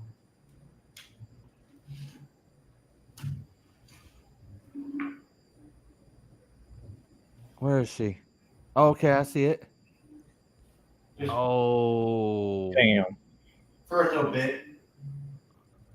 Then I gotta hit damn. her so she don't get fucking. I put my I wrote on your wall somewhere and I put my signature on it. You still haven't found it, have you? Sorry, me. No. Boop. Oh, hold on a second. He's got Biona Tops kicking here. Hey. Yep. I love the wild ass gunnery, the laser guns. That shit was just wild to me. Yeah, I know, right, man. It's just awesome to have them, man. Like I said, because I mean, you can get them offline, but just to see them in town, and like I said, they came out the same collection, and I actually didn't buy them all three at once. I actually kind of went back and I bought him first, and then I bought Turbo, and then I bought the T-Rex. The T-Rex is last. I was just surprised they were still there, and I even actually got his complete Fright Zone from that collection as well with the puppet. Is the puppet in good shape? Yeah, almost near a minute. Yeah, got it for $225 complete. That's my grail. I want that one with the box because the box art is so like if I were to say everything was supposed to be Box art is satanic, the hardest thing to get. Fright Zone puts you in the mind of like demons and satanic shit. I like that. It was evil. And the Eternia is like the pinnacle of all that box art to me, other than King or the Castle Grayskull in the beginning. But that Eternia box art is. I'd love to have one at some point down the road. I'm gonna keep it open, so dreams do come true. So I'm a product of that. So I never in my life thought I'd ever have an Eternia again, let alone one complete. So dreams do come true. So. Yeah, my dream is to have that Fright Zone. So when I was out hanging out with Marcos, we went to Sacramento, and they had one mint and seal box. They wanted $900 for that motherfucker. That's a good deal. That's an amazing deal. Whoa! The slime, the Fright Zone. Yeah, you should have had Marcos buy it for you and let you make payments. 900. That motherfucker would have done it. Yeah, he would have done it, dude. No, I was happy to be out there in California. I would have split it with him too. It's so amazing. Like I have very few things that are huge checkpoints for me. That's one of them. I almost was like, if I got like 4 of the 5 big boys, I think I might be done collecting and keeping. Now I will still sell, at the because we got a shop going on. But hey, what's up with that shop shit? We're gonna announce that on the Hot Wheels show with me and Tusk. Okay. Yeah, we're gonna announce that. But shout out Tusk. It's late night, so people probably don't know. Yeah, me and him went on a shop, and we're selling toys in there. We just announced it here. Oh, I'm sorry, Tusk. No, but hey, it's late night. It's only the California crowd, and nobody's gonna watch this later at 2 hours and 33 minutes and 33 seconds. Yeah. Hey, so you guys are starting to fucking shop like a physical or an online? No, it's physical. Like So- I go in there. Like we were both there today from 12 to 7. So are you going to have enough? Like, would you want to go online? Like, you'd be like, hey, like Dragon's Den has a website. where You have to start promoting in all areas that you can. So if you go on, let's just say it's stupid, you go to Marketplace and you're like, hey, you can pick this up at our store at 405 North Meridian, or we post this online. Hey, you can come get this and pick it up right now at the store. But you always want to have the option of maybe promoting that later and putting it all online. But there is no Masters Universe on my side. I don't think there's any in the shop, and that's just because I left here. But holy fuck, I really fucked up today. So I've thought about what I said. Rio Blast, Thunder Punch, He-Man, and Stinkor. Top 3 figures. Period. End game. Right there. I like the Skeletor and the He-Man that had the crushed chest. Battle. Mhm. Yeah, the battle damage. Dragon Blaster Skeletor was my favorite Skeletor as a kid. Yeah, I love the Dragon Blaster Skeletor. Yeah, Dragon Blaster was a big one to me too. And Panther and Cringer. Those are my in me, for you know how much I don't know about He-Man. Those are my 2 iconic fucking memories is Skeletor, Panther, motherfucking Cringer, and Battle Cat and fucking He-Man. Yeah, Cringer is number 1 to me. He's always been my favorite character out of Yeah, hey, he's always a weak ass cat and then gets powered and shit. Now he's a fucking battle cat. I loved And he dinosaurs talks, and saber-toothed tigers when I was a kid, and then when He-Man came out, I was like, "Whoa, there's a saber-toothed fucking tiger in this motherfucker," you know? Yeah. So a saber-toothed tiger, like that was during the Ice Age. That was after the dinosaurs. You know what I'm saying? Yeah. So, yeah, but so the ultimate cringer for me, I think, is the Masterverse Battle Cat, because when you strip him all down, I think that looks like a really good fucking cringer. Like, yeah, I love them all, man. I'm partial to every one of them, for sure. I even got the CGI one, so, and the world's smallest. Shout out DFS. DFO. I'll get you one of my top 3 Battle Cats right now. All right. Hey, I what got up? that Mondo Battle Cat too, so. Hey, what up, kid? Hey, kid, check it out. This is what I got, bro. Oh yeah, he gonna drop a load right now. Watch this. Check it out. Dun. See that, kid? Oh yeah. There you go. Did you see it? That one. I love this one. Yeah, that's a good one. The 2000X. Yeah, man. Yeah, it's a great figure, man. It is, man. I actually finally got another one recently, man. He was one of the the last one I got was Cobra Khan, but he was actually like the 3rd figure I'd picked up. So I'm trying to recollect that 2000X line. So yeah, me too. Marcos Gush knows where all my toys went. Like, yeah. Well, sadly, none of mine are none of my originals. So, but I'm okay with it. Now I do have some that I've had over 20 years that I've managed to get lucky and find at a local flea market that actually it burned down. I did have like probably maybe a total of 5 or 6 figures. Oh, look! Hopefully, it doesn't do something wrong on my keyboard. Watch his armor pad. Yeah, that was notorious for those, man. I liked it though because he's throwing it at the fucking bad guys. You knock somebody down or some shit. Yeah. Get this motherfucker, have some claws right in your fucking face. Pow. I really actually like the Matty Collector one too. That came packed with the first Queen Marlena. Yeah, the actual first Cringer figure. That was pretty dope. Yeah, it was good. I had a chance to get that. What up, Jay Hollow? I had a chance to get that at Think Geek, and I got some other figures, and it wasn't there when I went back. So that sucks. I know he's pretty pricey too. Or that one is pretty. It is. Yeah, that Queen Marlena is nothing to sleep on either. That's a good fucking figure. Yeah, they've come down a little bit in price, the Matty Collector stuff, but not Not nothing too crazy, but it has come down a little on certain ones. Hey, Ralph says he loves Masterpiece Battle Cat. Masterverse Battle Cat. Yeah, I love that. Here's one thing, It's like large. I don't know anything about He-Man like that you guys do and shit. Like I'm like 0.5% of your knowledge, but it still intrigues me. I'm not like, oh fuck He-Man. Like I like He-Man. I mean, you know what I mean? Like fuck. I mean, I do got the Masterverse. It's fucking dope, dude. And I love the fucking characters, but I've never opened one to hold one. Every He-Man that I bought, I just kept in the box, and they're beautiful on the wall. They're sitting perfect. They're doing the right pose, and they're concealed in this plastic compartment that they don't get dirty. I like them.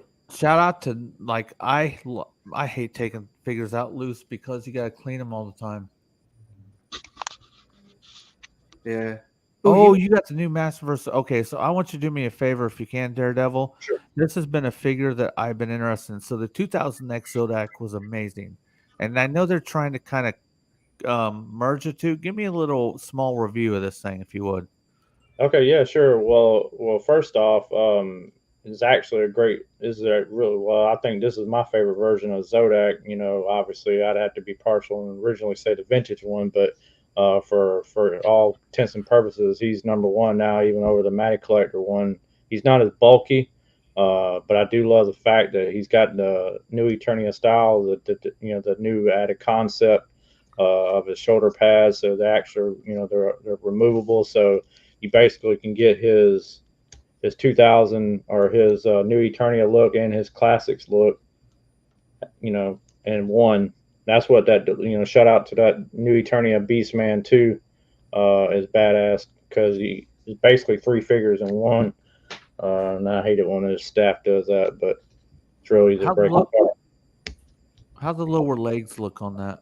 Lower legs look, they put the Skeletor feet on him. Yeah, so he's awesome, man. I really love this figure. I think he's and he stands up right away on his own too, because some of them have that problem. I don't know if you've experienced that, but I use clear NECA stands for all mine.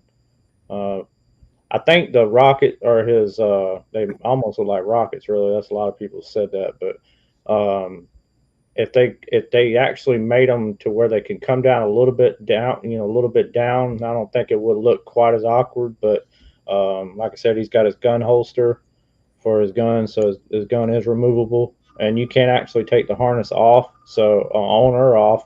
I don't like the fact if I had to nitpick a couple things to nitpick about it right off the bat would be the lack of detailing as color wise on his belt, on his waist part right here. But it mimics the original, so I mean, I guess they just stayed true to that aesthetic, but I would have detailed it a little bit more. And then of course the one other glaring nitpick is the loincloth is obviously plastic and it's made into the actual loincloth and this whole piece itself, so it's not removable. I would have loved for it to be removable, but you can't always have your cake and your ice cream at the same time. So sometimes, but overall, man, it's just a great figure, man. And I put him up there with Trapjaw and New Eternia Beastman. Those are my three for, obviously the best, as far as like, what did they win last year? What was it? Action figure of the year? Toy of the year, I think. Yeah. So, man, it just seems. You go ahead. You know what I see when I see that figure? I have noticed toy manufacturers' patterns forever. So I see another version of that coming out with being black with the tattoos, a little more detail on the you know what I'm saying? I bet they'll come out with that. Yeah, I would actually love that iteration because it obviously reminds you of the 2000X Zodak. It'd probably be an exclusive. They'd probably pop it as an exclusive to somewhere.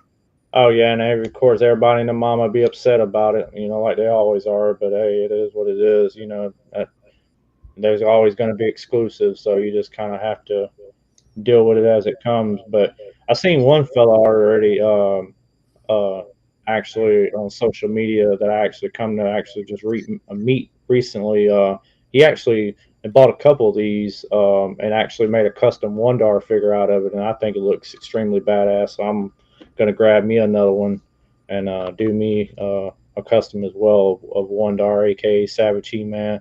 I don't have an original, but I'm planning on getting an original. So Have you seen Catra? Is it Catra that's coming out? Have you seen her yeah, yet? she's already out. I could have got her as well, but for How does some she reason, look? okay, well, I think she's spot on. I think she's great. The only nitpick about her would be the mask. So she only comes with one mask, but the drawback is that she has holes in the side of, like, slits in the side on either side of her head. So when you have the mask off, you see the holes in the head, because She-Ra, in the Matty Collector line, one of the big boo boos, faux pas of that particular figure where people were upset because she had a hole in the center of her head, remember, for her mask. Yep. So that was a big stink. That's a good figure though. I didn't Yeah. really trip on it. I thought they did a good figure, even for having like doll hair. I'm like, man, I'm not a She-Ra fan. Right. When I was a kid, I was He-Man. My sister was She-Ra, and I'm like, don't get your She-Ras over here with my He-Man. In fact, don't touch Right, I my was the fucking same way. He-Man. Yep, same way. But yeah, overall, Catra, I'm probably more likely going to get her, man, because I'm a nitpick the whole Princess of Power line, because it's more of, I'm only really caring about the Horde members in general, as far as Hordak and all them are concerned. Shadow Weaver, the Horde Troopers, Leech, Montana, all them guys. Those are the ones I'm gonna be interested in. I did order the She-Ra. So I had the opportunity to buy the Catcher too, and I didn't do it. And I kind of, obviously, after I thought about it, and I said, well, damn, I kind of screwed up. So, but at least I got the Zodak. So, No, sometimes you can't get it on. You just kind of gotta be good with that. I hope I can get it later, and I'll put it up to the universe. If I can get it, I'll get it. It'll happen sometime. We collect long enough, and shit comes around. They usually come back around. yeah, and the dude actually I got this from, actually, he works at a Mattel distribution in Chino, if I'm correct, from what I can gather, and he's got a store, and so he does. I don't know if you're familiar with PaulMartStore.com. No. So he's actually, if you want him, he's actually got him back up there for sale right now. So he is available right now. He's $29.99, obviously, but that's a little bit, few bucks over retail, but you're gonna spend money in gas. And I went ahead and got him, when he had his first couple cases come in, and I couldn't help myself, so I bit the bullet. And and you get them early, so you know what I mean. There's been a few things I've gotten really extremely a couple months ahead of time, and I ain't got to have everything early, but he was one of the ones I was really looking forward to.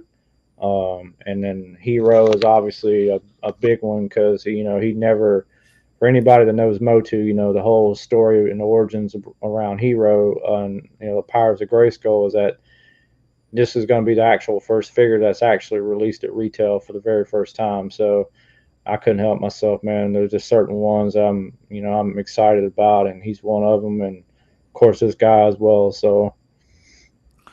Did you have some stuff you wanted to show, Gushin? I thought you said maybe you got. I thought you got some stuff. I did, but it's all Transformer stuff. It has nothing to do with Masters. So maybe I want to see it. No, it's all mainline stuff. So I do got one thing out, because I know y'all familiar with with a good friend of mine named Casual Toy Collector. Yeah, Kaz. Shout Kaz. So shout out Kaz, my brother. What do you got, Gushin? This is You ready to go to sleep, aren't you, Gushin? This is a one. This is a one. So I actually found this STL file online, and he actually printed it out. So this shout out Kaz. I gotta obviously excuse. I gotta finish painting it, but this is Orko the White from the actual series. So he's down to the detail and everything. You can't really make it out, unfortunately, because he's not finished being colored. But and I'm kind of a novice when I hadn't painted anything in years. I used to do the old school models and stuff, plastic models and stuff back when I was a teenager and stuff. But yeah, somebody actually took a screenshot from the actual series with Orko the White as that character in that 5th episode of the first 10 episode 5, and I don't know how they managed to do it, but he looks just like he does off the cartoon in person, like legit. So shout out guys for doing that for me, man. And eventually one day I'll get him finished up. I did start on him as you can see, but his arms are detachable. He does come off his I don't know what you call this, his cowl or whatever this comes off his cape or whatever, but it does come off. So kind of be easy with him, because he's kind of well, I wouldn't say fragile, but he will break if you're a little forceful with him. So, but yeah, shout out Cass, my brother Cass, for that. So, and you can find this print online, so it wasn't something that Cass actually did himself. So you can get it. All he did was download the file, and I think I found this on like what was it, Yegi or something like that. So I think the file was less than $3. So if you want to download it and you're familiar with how to 3D print, you can get your Orko the White. Cool. Are you ready for sleepy Gushin? I know I'm 2 hours of sleep. You ready to go to sleep? I'm sorry I missed your Transformers, bro. Don't worry about it. Which one did you get? I was just listening. Which one did you get? Well, I got this guy. We're getting ready to go after Gushin shows us stuff, man. Oh, come on, man. That's not mainline. I know this. I got this guy for $72, but it's sealed. Dude, that's the best Springer in my opinion. I have the same one. I love this dude. Mastermind Creations. Yep. Yeah. And I got this from a buddy. I mean, he's heavy. He is really that box. You could hurt somebody with that box. He's heavy. He's all metal. Mastermind Creations is amazing. They were my favorite before Fans Toys really made a push. That's my all-time favorite Springer. That's the one I chose. And then I got all of the Legend Scale Superion.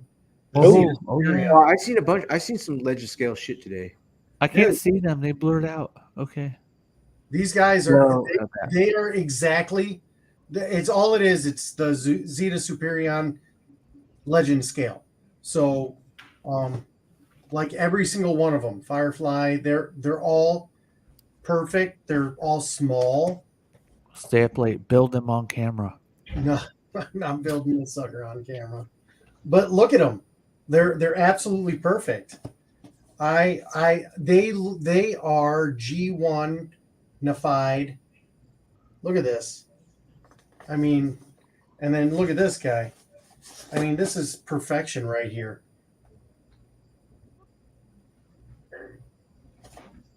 Yes. I got those guys. Then I got what else did I get?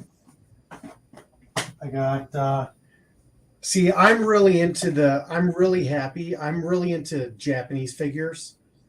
And like Jaxus and some of these G2 figures. I'm very excited. Which one was that? That was a Senecon, right? Yeah. This is Jaxus. Oh, okay. It's hard because these boxes are really shiny. Yeah. But I was very excited. And you would have thought with as much white on this figure, he would look awful. But they did the highlights. They did really well. The Wreck and Rule collection. See, certain figures I got because I couldn't find them, and I didn't want to spend like $400 for certain figures. So I got the Springer, but I'm not going to even use that Springer. I'm going to use the other one. But this is Top Spin or Twin Twist. I mean, I want to find a pair of the Titan Returns Twin Twist and Top Spin for my wreckers to kind of like put them up against my DJD figures. Wait, excuse me, Gushing. Jay Hollis says G-Hoxis is a great figure. I'm sorry. G-Hoxis. What is it again? Yeah. Oh, he's a great figure. I haven't opened any of these yet. As He- long as his, Yeah, he's a lot of white. If you can look in there.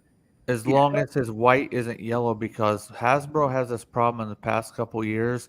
Their white is yellowed right out the rip. Yeah. Well, what I do with that is I take all my figures What up, Todd? and I take what's called crystal clear, and I spray them, and they'll never ever yellow. Okay.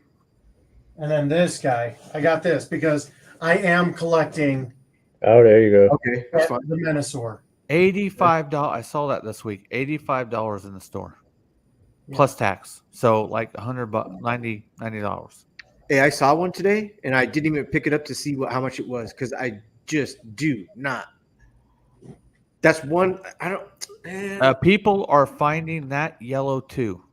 The gray on that motherfucker yellow. Oh, Transairen's doing one nice. Shout out Transairen 38. What up?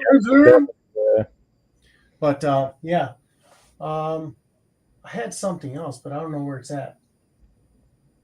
I wasn't even aware of that yellowing issue either, or whatever, until I heard Aaron talk about it. It's a chemical reaction in their plastic. They're trying to make the plastics to be able to break down.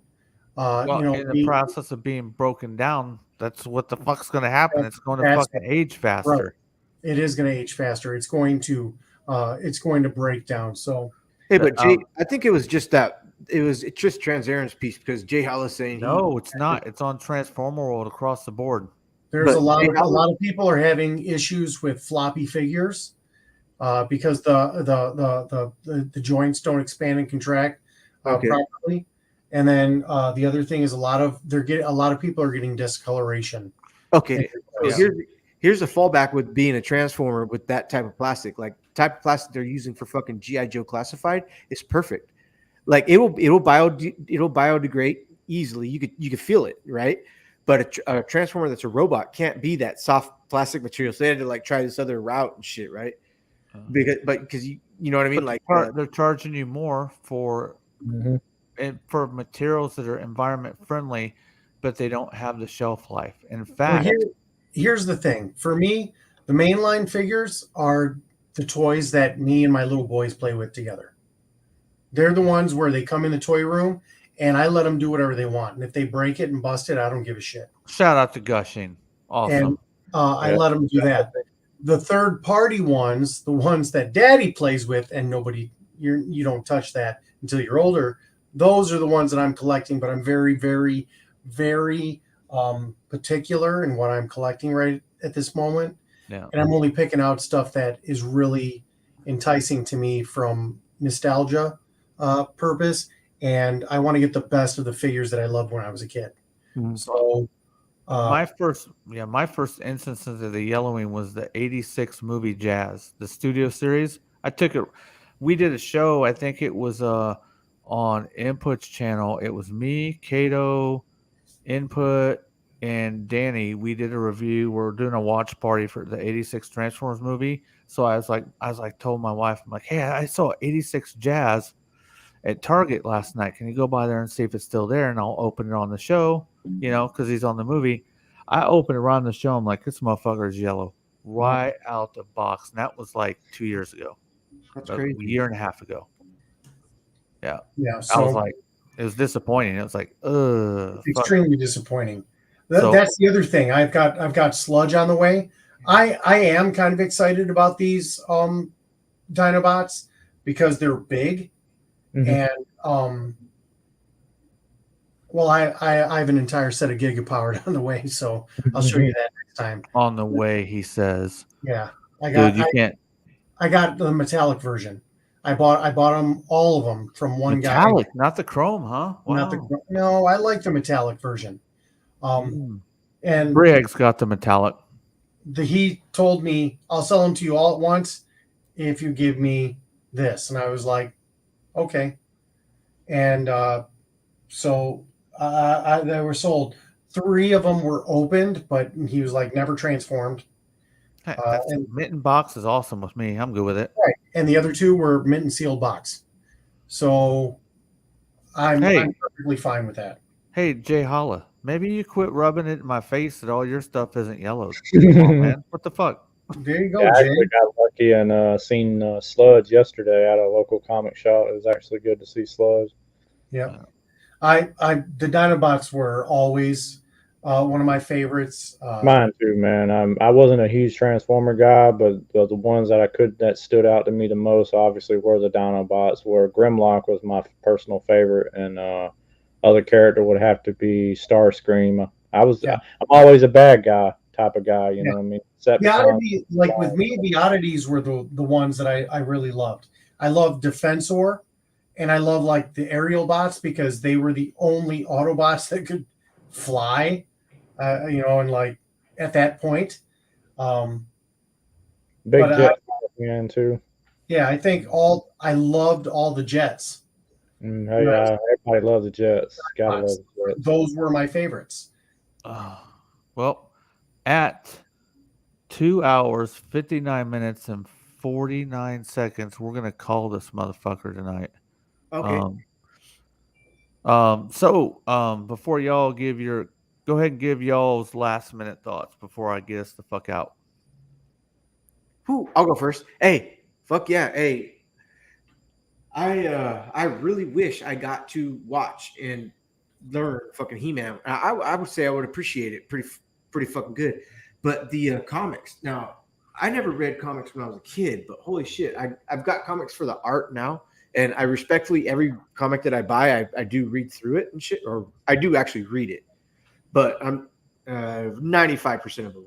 But anyway, for He-Man to have such a drastic change of what a comic artist depicted him as and that line versus what the Hasbro or Mattel or Dick fucking toy line fucking wanted, you know?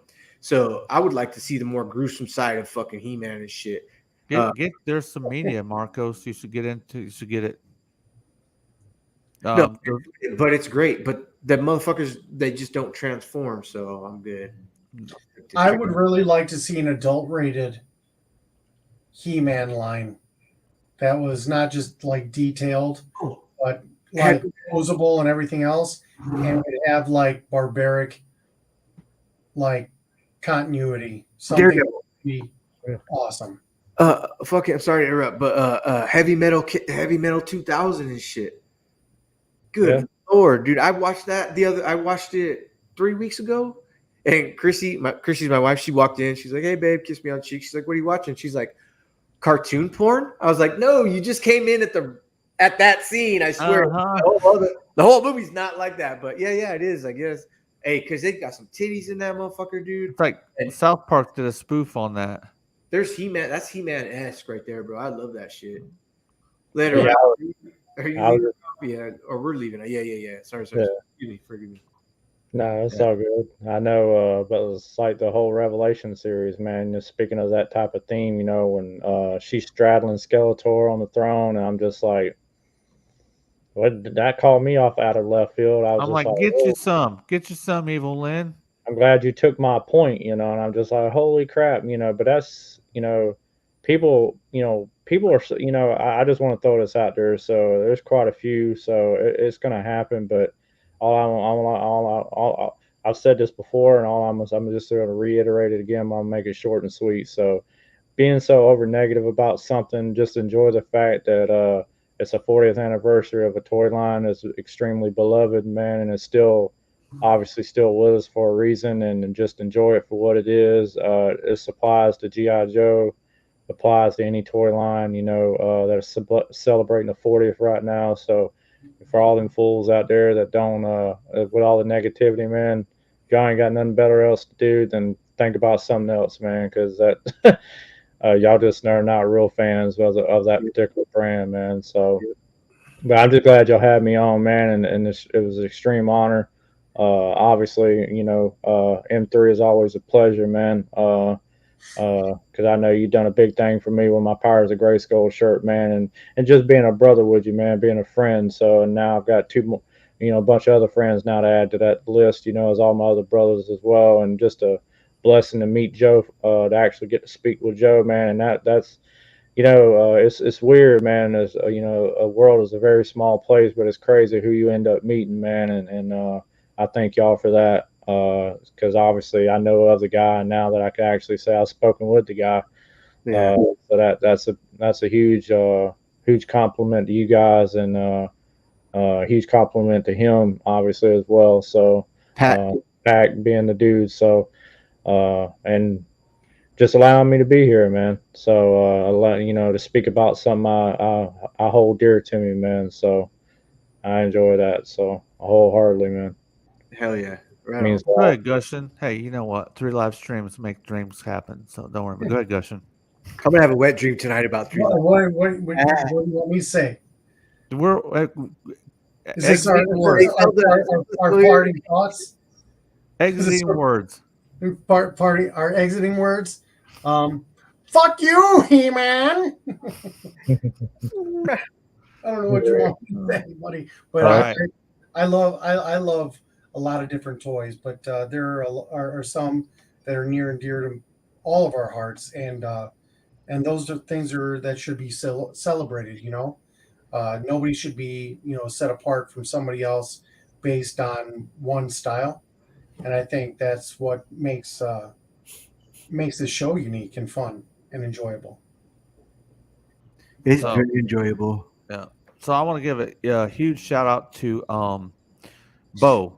Bo started the show out with us. He had some technical difficulties. I always want to give a huge shout out to him. He's a brother. He's been on this. He's been around almost since the rip. Right off the rip, man. So I want to give huge shout outs to him. Next, I want to give huge shout outs to ex Daredevil for coming upon the show. I appreciate you for being on the show, man. Having good conversations and getting to know people is something that should not be taken for granted. You should enjoy life the best you can. If you have the opportunity to meet people, do the best you can with it and make it happen.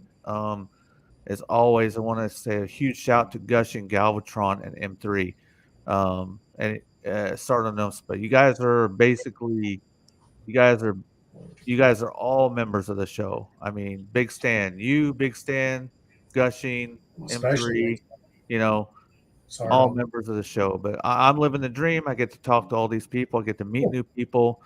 I also want to give a shout out to Joe Amato. Like I said, Joe, you know why I like Joe Amato so much? Because he's a penis licker. I like a motherfucker that we can bust each other's balls about, and there's no fucking sensitivity with it. Like, that's what I'm talking about, man. That's why I grew up. Hey, fuck him. And I promise I promise you, Pat, once y'all get to know me a little bit more, man, we can bust each other's balls too. Oh, So that's street code. I don't go right in. Right. I don't know. So, dude, I respect that. That's 100% street code, man. That's how I would do it. Hey, well, me and Pac know each other very well, and he still busts my balls. I'm like, man, this motherfucker, that's not. Dude, we did bust each other's balls, I swear, for like 3 to 5 months or something. And then once that happened, Gushing never busts my balls. Gushing just has a nice conversation while we're in the shower, texting each other. It doesn't fucking matter. That's true. That's true. I can shower talk with Marcos any day of the week. So I was thinking,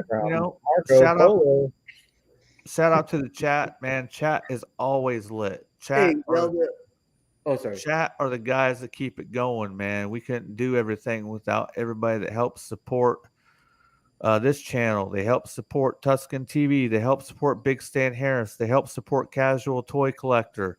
They help support everybody, man. Good people out there. Yeah. So, with that being said, we're gonna go ahead and let Gushing sing a song and get us the fuck out of here. Yes. Bye, guys. Bye, chat. Later, chat. Sing a song, Gushing. Well, you can't put me on the spot. Sing a song about drinking Long Island iced teas. I can't. I'm so tired. My brain's not even functioning right now. Gushing Galvatron, I like you, but big fuck you to Gushing.